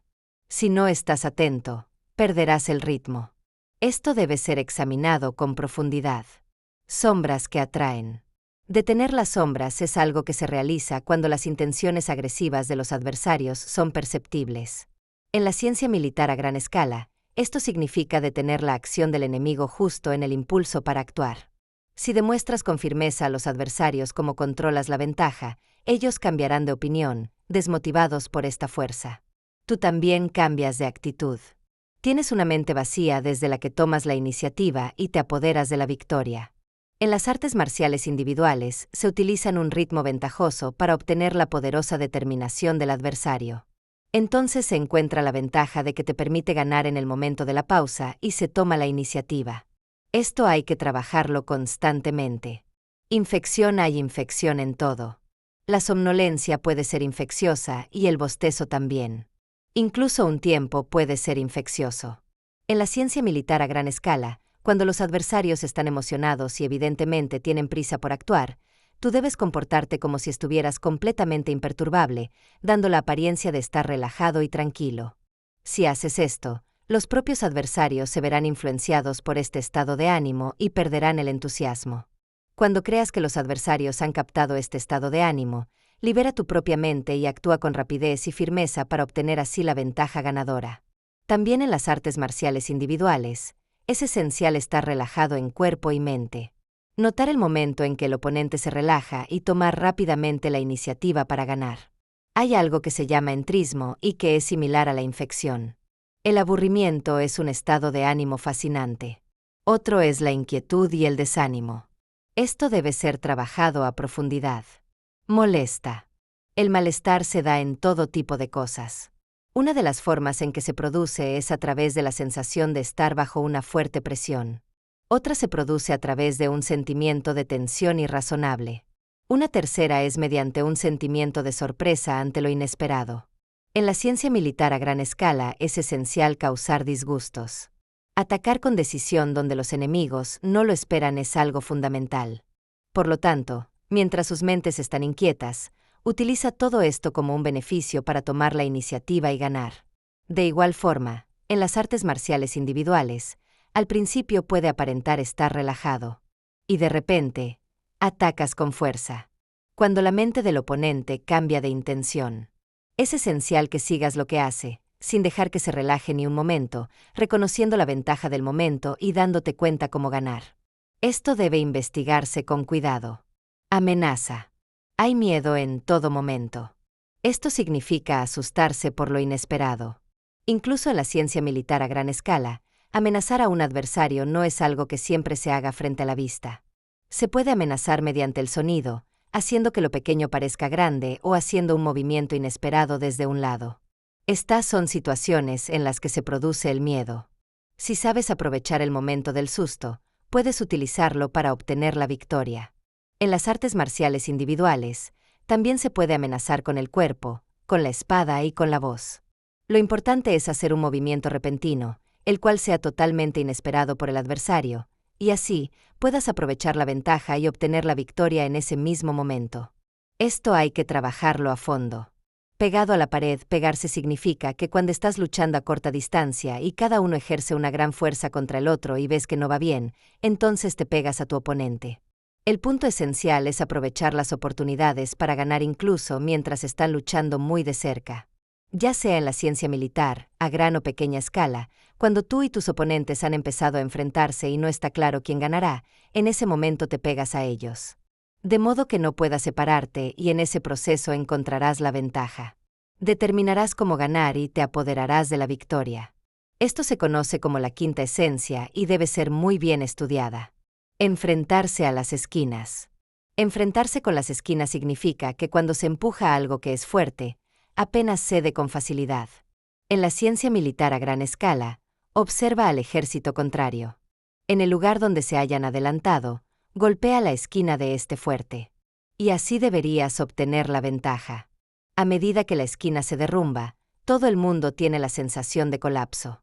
Incluso mientras se desmoronan, es esencial darse cuenta de cuando cada esquina está lista para irse y también darse cuenta de cuando hay que superarla. En las artes marciales individuales, cuando se aplica dolor a una parte del cuerpo cada vez que el adversario realiza un movimiento agresivo, se debilitará gradualmente hasta que esté listo para derrumbarse y ser vencido con facilidad. Es esencial estudiar esto cuidadosamente para reconocer dónde se puede ganar. Poner nervioso al oponente.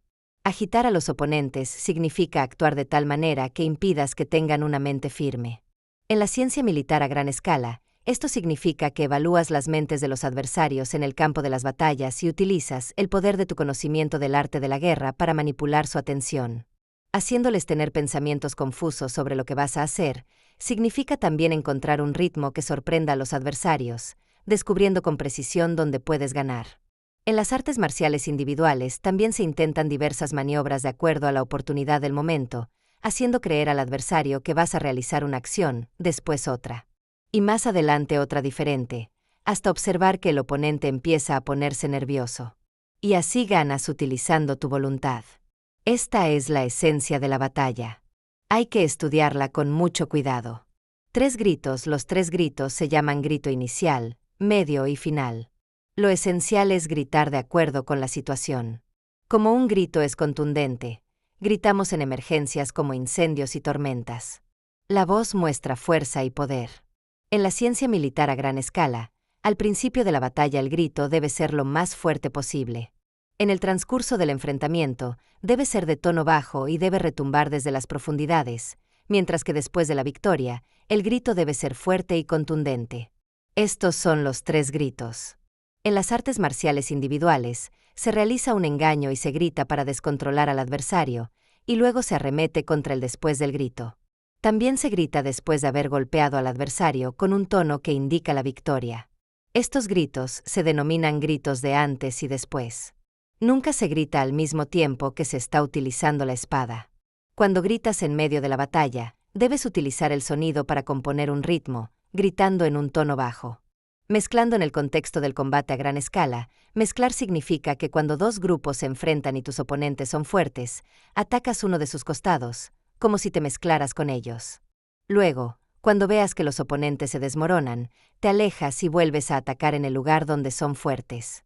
En general, la idea es atacar haciendo un zigzag ondulante. Esto también es esencial en el contexto de las artes marciales individuales. Cuando te enfrentas a un grupo de adversarios sin ayuda, cuando ves que has acabado con uno o has expulsado a otro, vuelves a atacar con fuerza, encontrando el ritmo del adversario, zigzagueando a la izquierda y derecha con un ritmo adecuado, observando el estado del adversario para atacar con eficacia. Cuando se ha encontrado la radio de acción de un enemigo y se va a terminar la batalla de la mejor manera, el principio de la ventaja es aprovechar la victoria con fuerza, sin ninguna limitación. Este estado de ánimo también se aplica en una situación en donde te acercas a un oponente poderoso en un combate individual. El sentido de la mezcla es sumergirte en ella sin dudar de tus pasos. Hay que distinguirlo con cuidado. Aplastando. Aplastar requiere un estado de ánimo poderoso, como cuando ves a un oponente como débil y te vuelves fuerte tú mismo, abrumando así a tu adversario. En la ciencia militar a gran escala, esto significa que se mira con desprecio a un enemigo cuyo número es pequeño, o incluso si son muchos. Cuando los oponentes están desmoralizados y se debilitan, se concentran las fuerzas para aplastarlos y así eliminarlos. Si tu superioridad es débil, puede ser contraproducente. Tienes que distinguir cuidadosamente el estado mental en el que tienes el control total mientras aplastas. También en el contexto de las artes marciales individuales, cuando tu oponente no es tan débil como tú, o cuando su ritmo está afectado, o cuando empieza a retroceder, es esencial no dejar que recupere el aliento. Acábalo sin darle tiempo a pestañear. Lo más importante es no dejar que se recupere. Esto debe ser estudiado con mucho cuidado. Cambios en la montaña y el mar. Montaña y mar. Significa que es malo hacer lo mismo una y otra vez. Puede que haya que repetir algo en una ocasión, pero no debe hacerse una y otra vez. Cuando intentes algo con un oponente, si no funciona la primera vez, no obtendrás ningún beneficio si te apresuras a hacerlo de nuevo. Cambia de táctica radicalmente, haciendo algo que sea muy diferente. Si sigue sin funcionar, intenta otra cosa. De esta forma, la ciencia de las artes marciales implica la presencia de ánimo para actuar como un mar, mientras el enemigo es como una montaña. Y actuar como una montaña cuando el oponente es como un mar. Esto requiere una cuidadosa reflexión. Golpear el corazón cuando luchas con un adversario y pareciera que estás ganando por tu habilidad en esta ciencia, tu oponente puede seguir teniendo ideas y aunque parezca vencido, sigue negándose interiormente a reconocer la derrota. El golpe de corazón funciona para estos casos. Esto significa que cambias de repente tu actitud, para impedir que el enemigo se entretenga con esas ideas. Así que lo principal es reconocer que los adversarios se sientan derrotados desde el fondo de su corazón. Se puede golpear el corazón de la gente con las armas, cuerpo o la mente. No se puede limitar a una sola manera. Cuando tus enemigos han perdido completamente el ánimo, ya no tienes que preocuparte por ellos. De lo contrario, seguirás atento a lo que hacen. Mientras los adversarios sigan teniendo ambiciones, difícilmente se derrumbarán. Tanto en las artes marciales de gran escala como en las de pequeña escala, los golpes al corazón deben practicarse constantemente. Convertirse en un nuevo. Cuando luchas contra los enemigos, si llegas a sentirte confundido y no puedes avanzar, desecha tu estado de ánimo y piensa con tu corazón que estás empezando todo de nuevo. A medida que vas cogiendo el ritmo, te vas dando cuenta de cómo ganar. Esto es, volverse de nuevo. Cada vez que sientas que la tensión y la fricción se acumulan entre tú y los demás, si cambias de opinión en ese mismo momento, puedes ganar gracias por la ventaja de una diferencia radical. Esto es, volverse de nuevo. En la ciencia militar a gran escala, es esencial entender el convertirse en algo nuevo. Es algo que aparece de repente a través del poder en el conocimiento de las artes marciales. Esto debe considerarse bien. pequeños y grandes, cuando luchas contra los adversarios y te sientas que estás enredado en maniobras insignificantes, recuerda que esta regla de la ciencia militar, mientras estés en medio de las cosas insignificantes, cambia de repente una perspectiva más amplia. Cambiar a lo grande o a lo pequeño es una parte intencional de la ciencia del arte de la guerra. Es esencial que los guerreros busquen esto, incluso en la conciencia ordinaria de la vida humana.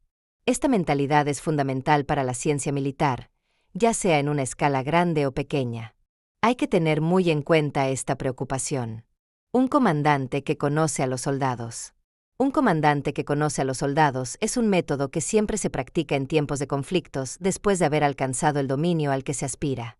Después de alcanzar el poder en el conocimiento de las artes de la guerra, se considera a tus adversarios como tus propios soldados, entendiendo que debes hacer con ellos lo que quieras, con la intención de manipularlos libremente. Tú eres el comandante, los adversarios son las tropas. Esto requiere mucho trabajo. Dejar ir la empuñadura. Soltar la empuñadura tiene varios significados. Uno de ellos es el de ganar sin la espada. Y también tiene el de no obtener la victoria con la espada. Los diferentes sentidos que esta expresión tiene no pueden escribirse con muchos detalles en este lugar, pero requieren de entrenamientos y de muchas prácticas constantes. Ser como una pared de roca. Ser como una pared de roca es cuando un maestro de artes marciales se convierte de repente en una pared de roca, inaccesible a todo e inamovible. Esto se transmite de boca en boca. Epílogo. Lo que está escrito anteriormente consiste enteramente en cosas que aparecen con frecuencia en la mente a lo largo de la práctica del arte de la espada de mi escuela individual. Debido a que estoy escribiendo estos principios por primera vez, están mezclados en términos de orden y es difícil definirlos en detalle. Sin embargo, pueden servir de guía para las personas que tienen la obligación de aprender esta ciencia. Me he concentrado en las artes marciales desde la época de mi juventud, entrenando mis manos y mi cuerpo hasta el dominio de la espada, ingresando en todo tipo de estados mentales diversos. Lo que observo al investigar sobre otras escuelas es que algunos son charlatanes pretenciosos y algunos realizan maniobras extravagantes con sus manos. Aunque puedan parecer buenos, seguramente no hay verdadero corazón allí. Evidentemente, puede parecer que la gente está entrenando el cuerpo y la mente incluso cuando practica esas cosas, pero se convierte en enfermedades del camino, persistentes y difíciles de eliminar. Son bases de la decadencia del camino recto de las artes marciales en el mundo y del abandono de la vía, para que el arte de la esgrima sea una verdadera ciencia y permita obtener la victoria en la batalla con los adversarios. No hay que realizar ningún cambio en estos principios. Cuando alcanzas el poder del conocimiento de mi ciencia militar y lo pones en práctica de manera directa, no puede existir ninguna duda de la victoria. El pergamino del viento. El conocimiento en la ciencia militar exige comprender los métodos de otras escuelas. Por ello, en este pergamino del viento, he escrito sobre los distintos estilos de combate que existen. Si no comprendes las formas de otras escuelas, jamás podrás captar en su totalidad la esencia de mi senda. Al estudiar las disciplinas marciales ajenas, observo que algunas escuelas favorecen el uso de grandes espadas largas, confiando en su peso y alcance para imponerse en la batalla. Sin embargo, el dominio del combate no radica en el tamaño del arma, sino en la estrategia y el espíritu de quien la empuña. Y se concentran en la potencia de sus movimientos. Otras practican su ciencia usando una espada larga y corta, que llaman pequeña espada larga. También hay escuelas que elaboran muchos movimientos con el sable largo, llamando a las posiciones del sable las técnicas formales y transmitiendo la ciencia como enseñanza interna. En este pergamino expondré claramente el hecho de que ninguno de ellos es el verdadero camino. Para que se tenga conocimiento de qué es bueno y qué es malo, qué es verdadero y qué es falso. El principio de mi escuela individual es algo claramente diferente. Otras escuelas se vuelven teatrales, se disfrazan y exhiben para ganarse la vida, comercializando las artes marciales. Por lo tanto, parece que no son la verdadera vía. Además, el arte marcial se considera de forma limitada, como si únicamente consistiera en el manejo de la espada. ¿Crees que han comprendido cómo alcanzar la victoria únicamente aprendiendo a utilizar una espada larga y entrenando el cuerpo y las manos? En cualquier caso, esto no es un camino seguro. De este libro he expuesto cada una de las diferencias de otras escuelas. El objetivo principal es examinar cuidadosamente y conocer a fondo todo esto, para llegar a comprender las ventajas de la escuela individual de las dos espadas. Sobre el manejo de espadas extra largas en otras escuelas. Hay algunas escuelas que son aficionadas a las espadas extremadamente largas, llamadas extra largas. Desde el punto de vista de mi arte marcial, las considero como escuelas débiles. La razón de esto es porque no saben prevalecer sobre los demás por cualquier medio necesario. Al considerar la longitud de la espada como su virtud, deben querer que sus espadas sean muy largas para poder vencer a los oponentes a distancia. El comentario general de ganar por una ventaja en el alcance es algo que se refiere a la gente que no sabe nada de artes marciales. Por lo tanto, trata de vencer a distancia por una ventaja en la longitud de la espada, sin conocer los principios de las artes marciales. Es algo que la gente hace por debilidad de corazón. Por eso considero que es un arte marcial insignificante. A veces, cuando te enfrentas a un oponente en una batalla cuerpo a cuerpo, cuanto más larga es tu espada, será más difícil golpear con ella. No puedes balancear la espada hacia adelante y hacia atrás lo suficiente. Y entonces se convierte en una carga. En ese caso, te encuentras en una situación peor que la de alguien que utiliza una pequeña espada lateral. Los que prefieren las espadas extra largas tienen su propia razón, pero es lógica solo para ellos. Desde el punto de vista del verdadero camino del mundo, es algo ilógico. Perderás necesariamente si utilizas una espada larga, o más corta y no una extra larga. Supongamos que la situación física es de tal manera que por encima, por debajo o por los costados te encuentres bloqueado. Supongamos que la situación social es una de las que solo llevan las armas laterales. El desear una espada extra larga en estas condiciones es una mala actitud, porque se está poniendo en duda la ciencia de las artes marciales. Además, hay personas que carecen de la fuerza física necesaria. Desde la antigüedad se ha dicho que lo grande incluye a lo pequeño, por lo que no se trata de despreciar indiscriminadamente la longitud, sino de despreciar la actitud de parcialidad a favor de la longitud. En el contexto de la ciencia militar a gran escala, una espada extra larga es un ejército grande, mientras que una más corta es un ejército pequeño.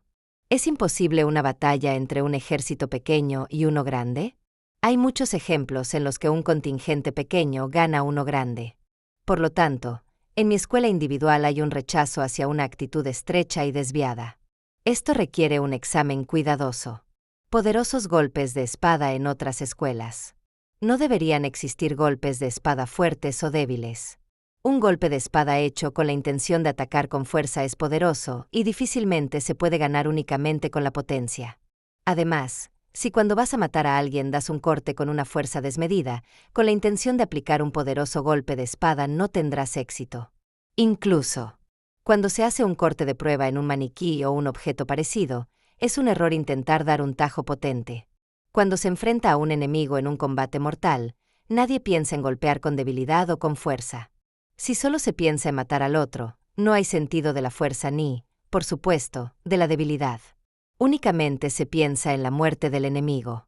Si golpeas la espada de otra persona con fuerza, usando un golpe extrapoderoso, tendrá un mal resultado debido a la fuerza excesiva. Si golpeas la espada de otro con fuerza, tu propia espada se retrasará. Por lo tanto, no existe un golpe de espada especialmente poderoso. Incluso en la ciencia militar a gran escala, si tienes un fuerte ejército que desea obtener una victoria completa en la batalla, se enfrentará al hecho de que tu oponente también tiene gente poderosa y quiere luchar con una fuerza semejante. En ese sentido, a ambos son iguales. Cuando se trata de obtener la victoria en todo, es imposible imponerse sin utilizar la razón. En mi escuela, no se tiene en cuenta nada que no sea razonable. El núcleo del asunto es utilizar el poder del conocimiento de las artes marciales para obtener victoria de cualquier manera que se pueda. Esto debe ser trabajado con profundidad. El uso de espadas largas más cortas en otras escuelas, pensar en ganar únicamente con una espada más corta no es el verdadero camino. Desde la antigüedad, las espadas largas y cortas han tenido distintos términos. Las personas físicamente poderosas pueden utilizar una espada grande con facilidad, por lo que no tiene sentido la preferencia desmedida a una espada más corta. La razón es que las lanzas y las alabardas también se llevan para aprovechar su longitud. La idea de que se va a utilizar una espada más corta para cortar, clavar y agarrar a un oponente en el intervalo entre los golpes de su espada es engañosa y por lo tanto errónea. Además, cuando uno presta atención a los huecos, se descuida de todo lo demás. Y se produce una sensación de confusión que hay que evitar. Y si se intenta utilizar un arma corta para penetrar en la defensa del enemigo y tomar el control, eso no servirá de nada cuando se esté en medio de numerosos adversarios. Incluso si crees que lo que ganas con un arma más corta es la capacidad de cortar a través de una multitud, saltar con libertad y dar muchas vueltas, estarás en un modo defensivo y por lo tanto te encontrarás en un estado mental distraído. Esta no es una forma fiable de actuar. También podrías perseguir a la gente de manera poderosa y directa, haciendo que salgan de tu camino, ingeniando telas para confundirlos, tomando la ruta que apunta únicamente hacia una victoria segura. Esta lógica también se aplica a la ciencia militar a gran escala. En igualdad de condiciones, lo mejor es tomar un gran ejército, atacar al enemigo de golpe y destruirlo de una sola vez. Esta actitud es el objetivo de la ciencia militar. Lo que las personas comunes estudian ordinariamente cuando practican las artes marciales es parar, desviar, alejarse y pasar con seguridad. Por lo tanto, sus mentes son atraídas por este método y acaban siendo maniobradas y manipuladas por otras. Debido a que la vía de las artes marciales es directa, la intención de acechar y superar a la gente correctamente es esencial. Esto debe ser considerado con cuidado. De espada en otras escuelas. Cuando se enseña un número excesivo de movimientos con la espada, es para comercializar el arte o impresionar a los aprendices con el conocimiento de muchos movimientos de la espada. En la ciencia militar, esta actitud debe evitarse. La razón es porque significa un engaño pensar que hay todo tipo de formas de cortar a la gente. En cuanto al tema de herir a las personas, no hay diferentes maneras en el mundo. Sin importar que uno tenga conocimientos o no, e incluso si es una mujer o un niño, no hay tantas formas de golpear y cortar. Si hay variantes, son simplemente puñaladas y cuchilladas. Para empezar, debido a que el objeto es matar, no hay razón para que haya un gran número de formas de hacerlo. Aún así, dependiendo de la situación, según los acontecimientos, en los casos en los que hay obstrucción en los alrededores, como por ejemplo arriba o a los costados, tiene que haber 5 posiciones para que exista una forma de utilizar la espada sin quedarse atrapado. Para añadir algo más, acciones como cortar a un oponente con un giro de las manos, del cuerpo o un salto a distancia, no son la forma correcta. Para derribar a alguien no se puede lograr un giro de manos o del cuerpo. Estas son cosas inútiles. En mi ciencia militar es esencial que tanto el aspecto físico como el estado mental sean sencillos y directos, obteniendo la victoria al hacer que los adversarios se esfuercen de forma confusa y se desvíen, logrando que los corazones de los oponentes hagan el giro y la vuelta. Esto debe ser examinado cuidadosamente. Posiciones de la espada en otras escuelas. Es un error concentrarse únicamente en la posición de guardia de la espada. Las posiciones de guardia en el mundo deben darse cuando no haya oponentes. El razonamiento que sostiene esto consiste en que establecer normas estándar como habituales o vigentes no es factible en el curso de la contienda real por la victoria. Se trata de imaginárselas para poner al adversario en desventaja. Sin importar cuál sea el punto de referencia, la adopción de una posición de guardia tiene el sentido de hacer uso de la inmovilidad, proteger un castillo o disponer una línea de batalla en una posición defensiva. Tiene el sentido de ser fuerte e inamovible, incluso bajo ataque. Este es el significado normal. En el transcurso de la lucha por la victoria mediante la ciencia militar, la finalidad es concentrarse en tomar la iniciativa y adelantarse a los demás en todo. El sentido de una postura de guardia o defensiva es el de esperar la iniciativa. Esto debe trabajarse a profundidad. Durante la lucha por la victoria mediante la ciencia militar, se gana desarticulando las defensas de los demás, haciendo movimientos que los adversarios no esperan, confundiendo a los enemigos o irritándolos, asustándolos o percibiendo el patrón del ritmo cuando los adversarios se confunden y así poder obtener la victoria. Por lo tanto, hay un rechazo hacia la actitud defensiva que implica la preocupación por las posiciones de guardia. Por lo tanto, en mis enseñanzas existe lo que se llama tener una guardia sin guardia, lo cual significa que uno tiene una defensa sin ser defensivo. En la ciencia militar a gran escala, la principal preocupación para una batalla campal es saber cuántas tropas tiene el adversario, analizar la disposición del campo de batalla, conocer el estado de tu propio ejército, reunir sus mejores cualidades, agruparlas y solo entonces empezar a luchar. Hay una sensación totalmente diferente en ser atacado por otros y tú mismo atacar a otros. La sensación de saber manejar una espada lo suficientemente bien como para atrapar y detener los golpes de un adversario equivale a agarrar tu lanza y tu alabarda y clavarlas en el suelo como postes de la valla. En cambio, Cuando vayas a golpear a un adversario, puedes arrancar un poste de la valla y utilizarlo como si fuera una lanza o una alabarda. Esto es algo que debe examinarse con mucho detenimiento. El foco de los ojos en otras escuelas. El enfoque de los ojos depende de la escuela. Hay quienes fijan sus ojos en la espada del oponente y otros que los fijan en las manos del oponente. Hay quienes dirigen sus ojos hacia la cara del oponente y también quienes los fijan en los pies del contrincante y así sucesivamente. Cuando se intenta fijar la vista en algún punto en particular, se produce una sensación de distracción y esto se convierte en lo que se conoce como una desgracia en las artes marciales. Las personas que juegan fútbol pueden hacerlo sin mantener la vista en el balón y aún así robarlo con una patada o regatearlo, porque cuando uno está completamente entrenado en algo, no es necesario mirar fijamente y con deliberación. También en las artes de los malabaristas, cuando dominan bien las técnicas, pueden equilibrar una puerta en la nariz y hacer malabares con varias espadas a la vez. Todo ello sin mirar. Como están metidos en la práctica todo el tiempo, ven lo que ocurre de forma natural. También en el contexto de la ciencia de las artes marciales. Cuando uno se familiariza con cada adversario, reconoce el grado de seriedad de las mentes de las personas y es capaz de practicar la ciencia con eficacia. Puede apreciar incluso la distancia y la velocidad de una espada. En general, en las artes marciales, los ojos se centran en los corazones y las mentes de las personas implicadas. Cuando se trata de la ciencia militar a gran escala, los ojos también se centran en el estado de las tropas contrarias. De las dos formas de percepción, observar y ver, el ojo observador es el más fuerte, percibiendo el corazón y la mente del adversario, viendo el estado de la situación, enfocando los ojos ampliamente, analizando las condiciones de la batalla, reconociendo la fuerza y la debilidad de la ocasión, concentrándose en aprovechar la victoria con precisión. Tanto en la ciencia militar a gran escala como a pequeña escala, hay que evitar tener un enfoque limitado de la visión. Como ya he escrito, por esta limitación en la vista, te olvidas de cosas más grandes y terminas confundiéndote, dejando así que se te escape cierta victoria. Este principio exige una cuidadosa reflexión y una práctica exhaustiva. Trabajo de pies en otras escuelas. Hay varias formas de dar pasos rápidos, como los que se conocen bajo el nombre de paso flotante, el paso de salto, el paso de resorte, el paso de pisada o el paso de cuervo. Desde el punto de vista de mi arte marcial, todas ellas son deficientes. La razón por la que no me gusta el paso flotante es porque en cualquier caso, es probable que los pasos de uno se vuelvan inestables en la batalla. Por lo que lo adecuado es dar una zancada que sea lo más segura posible. Lo que no me gusta del paso de salto es el hecho de que hay una sensación de excitación y fijación en el salto. Como no hay razón para saltar una y otra vez, un paso de salto es malo. Además, el paso de resorte es ineficaz porque hay una sensación de salto. El paso de pisada es una postura pasiva y es especialmente criticable.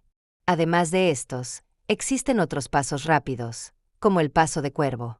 Debido a que puedes enfrentarte a tus oponentes en pantanos o ciénagas, en montañas o ríos, en llanuras rocosas o en caminos estrechos, existen situaciones en las que es imposible saltar o dar un paso rápido. En mi arte marcial, no existe ningún cambio en el trabajo de los pies. Es como si avanzara de costumbre por una carretera. Siguiendo el ritmo del oponente, encontrando la posición física adecuada en condiciones de tranquilidad y premura, las pisadas deben ser ordenadas sin relajaciones ni excesos. De igual forma, el juego de piernas es fundamental en la ciencia militar a gran escala. La razón se debe a que, si atacas indistintamente, sin conocer las intenciones de tu adversario, perderás el ritmo y te resultará difícil obtener la victoria. Además, si avanzas con tranquilidad, sin darte cuenta de que los adversarios están desmoralizados, dejarás que la victoria se te escape. Y serás incapaz de resolver con rapidez la batalla. Es esencial darse cuenta del desánimo y el desmoronamiento y luego atacar a los adversarios, quitándoles cualquier oportunidad de relajarse. Esto requiere un entrenamiento y una práctica constantes. El uso de la velocidad en otras escuelas. En las artes marciales, la velocidad no representa la verdadera vía. Relacionado a la velocidad, lo que es rápido o lento en cualquier cosa proviene de la falta de armonización con el ritmo. Cuando se denomina un arte o una ciencia, su remordimiento no parece ser tan rápido. Por ejemplo, hay corredores profesionales de mensajería que recorren una ruta de unos 15 kilómetros. Aún así, no mantienen la misma velocidad desde la mañana hasta la noche. En cuanto a los que carecen de entrenamiento, aunque parezca que corren todo el día, no logran llegar a la meta. El arte de la danza. Si un mal cantante acompaña la canción de un cantante experimentado, se produce una sensación de retraso, lo cual se convierte en precipitación. Igualmente, cuando se toca la canción Pino Viejo con la batería, se trata de una canción tranquila. Alguien poco hábil tenderá a quedarse atrás o adelantarse. Y aunque la canción Dunas Elevadas tiene un tempo rápido, es un error interpretarla con una mayor velocidad. Como se dice el refrán, el rápido tropieza y no llega a tiempo. De igual forma, ser demasiado lento y llegar demasiado tarde también es malo. La actuación de un experto parece relajada, pero no pierde el ritmo. La actuación de las personas entrenadas no parece precipitada. El principio de la vía puede conocerse a partir de estos ejemplos. La velocidad es específicamente mala dentro del contexto de la ciencia de las artes marciales. Las razones son las siguientes. En este caso, dependiendo del lugar, digamos, por ejemplo, que en un pantano es imposible moverse y correr rápido. Con una espada larga no se puede matar con mayor velocidad, a diferencia de lo que ocurre con una espada de abanico o corta. Si se intenta hacer un tajo con rapidez, no se podrá en absoluto. Esto exige una cuidadosa observación. También en la ciencia militar a gran escala, la sensación de velocidad y prisa es mala. Con la actitud de sujetar la almohada, no se puede estar lento. Además, cuando la gente se acelera de forma precipitada, es esencial que actúes de forma contraria, que te calmes y no te dejes influenciar por ellos. La forma de trabajar en este estado mental requiere mucho entrenamiento y práctica. Lo esotérico y lo exotérico en otras escuelas. El contexto de los asuntos de las artes marciales. ¿Qué debe llamarse exotérico? ¿Qué debe llamarse esotérico? De acuerdo al arte, existen transmisiones esotéricas de la realización esencial que se transmiten como tradiciones orales internas. Pero cuando se trata del principio del duelo con los adversarios, consiste en luchar exotéricamente y matar esotéricamente. Mi forma de enseñar artes marciales es haciendo que los principiantes aprendan y practiquen las técnicas que son fáciles de dominar, enseñándoles en primer lugar los principios que puedan aprender con mayor facilidad. En cuanto a las cosas que las mentes tienen dificultades para alcanzar, analizo la comprensión de cada individuo y posteriormente, paso a paso, les enseño los principios más profundos. Aún así, como generalmente hago que aprendan las cosas que tienen una relevancia real para abordar estos asuntos, no existe una distinción entre lo esotérico y lo exotérico. Lo mismo ocurre en el mundo. Cuando ingresas en las profundidades de las montañas, si quieres ir más lejos, tendrás que salir de ellas. En cualquier arte o ciencia, existe aquello para lo que el secreto o la reserva es apropiado, y de lo que se puede hablar abiertamente. Pero cuando se trata de los principios de la guerra, ¿qué se debe ocultar y qué se debe revelar?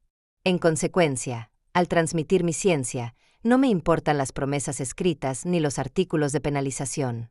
Hay que observar el poder intelectual de los alumnos, enseñarles un camino recto, hacer que abandonen los malos aspectos de las 5 vías o 6 vías de las artes marciales, para que así ingresen de forma natural en la verdadera ciencia de los guerreros, haciendo que sus mentes estén libres de dudas. Esta es la forma como enseño las artes marciales. Es necesario un cuidadoso entrenamiento y práctica.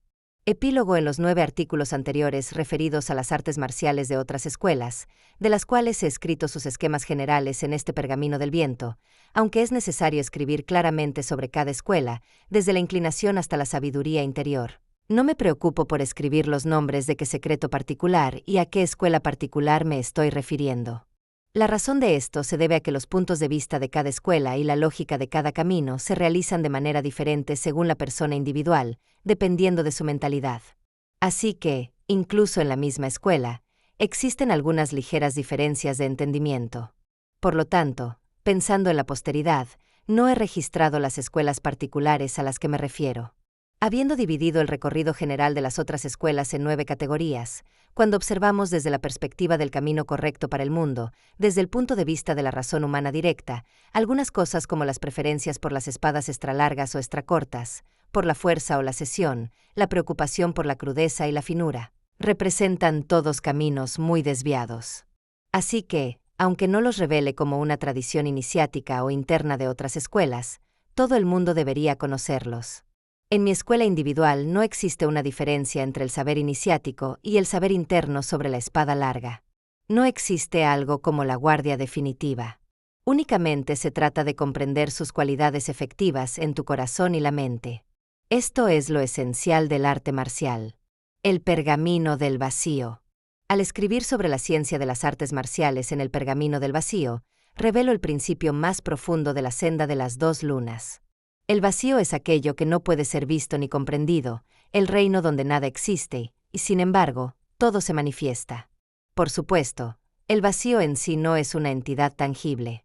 Se percibe su naturaleza cuando se comprende que lo que llamamos existencia no es más que una extensión del vacío. Así, aquel que domina este principio no se aferra a formas fijas ni limitaciones, sino que fluye con la verdad del combate, libre de ataduras y de duda. Cuando la gente logra entender algo, considera erróneamente que eso es vacío. Este no es el verdadero vacío. Es toda una ilusión. De igual forma, en el contexto de esa ciencia de las artes marciales, al llevar al cabo el camino como guerrero, el desconocimiento de las leyes de los guerreros no es vacío. Al estar confundido, uno puede llamar vacío un estado de impotencia, pero esto no es un vacío real. Los guerreros aprenden la ciencia militar con precisión y después se ponen a practicar las técnicas de las artes marciales con prudencia. La forma como practican los guerreros no es oscura en ningún momento. Sin ninguna confusión en la mente, sin relajarse en ningún momento, mejorando la mente y la concentración, perfeccionando el ojo que observa y el ojo que ve, uno debe conocer el verdadero vacío como un estado donde no hay oscuridad y donde las nubes de la confusión se han despejado. Mientras no conozcan la verdadera vía, ya sea en el budismo o en otros asuntos mundanos, todos pueden pensar que su camino es seguro y que es algo bueno. Pero desde el punto de vista del camino recto de la mente, observado junto a las normas sociales generales, se alejan de la verdadera vía por los prejuicios personales de la mente y las deformaciones individuales de su visión. Conociendo esta mentalidad, tomando la rectitud como base y la mente real como la vía, practicando las artes marciales en el sentido más amplio, pensando correcta, clara y comprensivamente, comprendiendo el vacío como la vía, puedes apreciar esta como el vacío. En el vacío existe el bien, pero no el mal. La sabiduría existe, la lógica existe, la vía también existe, y la mente está vacía. 12 de mayo de 1645. La victoria no depende de la fuerza, sino de la estrategia y la mente. El libro de los 5 anillos te ha mostrado el camino de la maestría y la disciplina. Ahora, la práctica es tuya. Gracias por escuchar. Sigue entrenando, sigue aprendiendo. Hasta la próxima.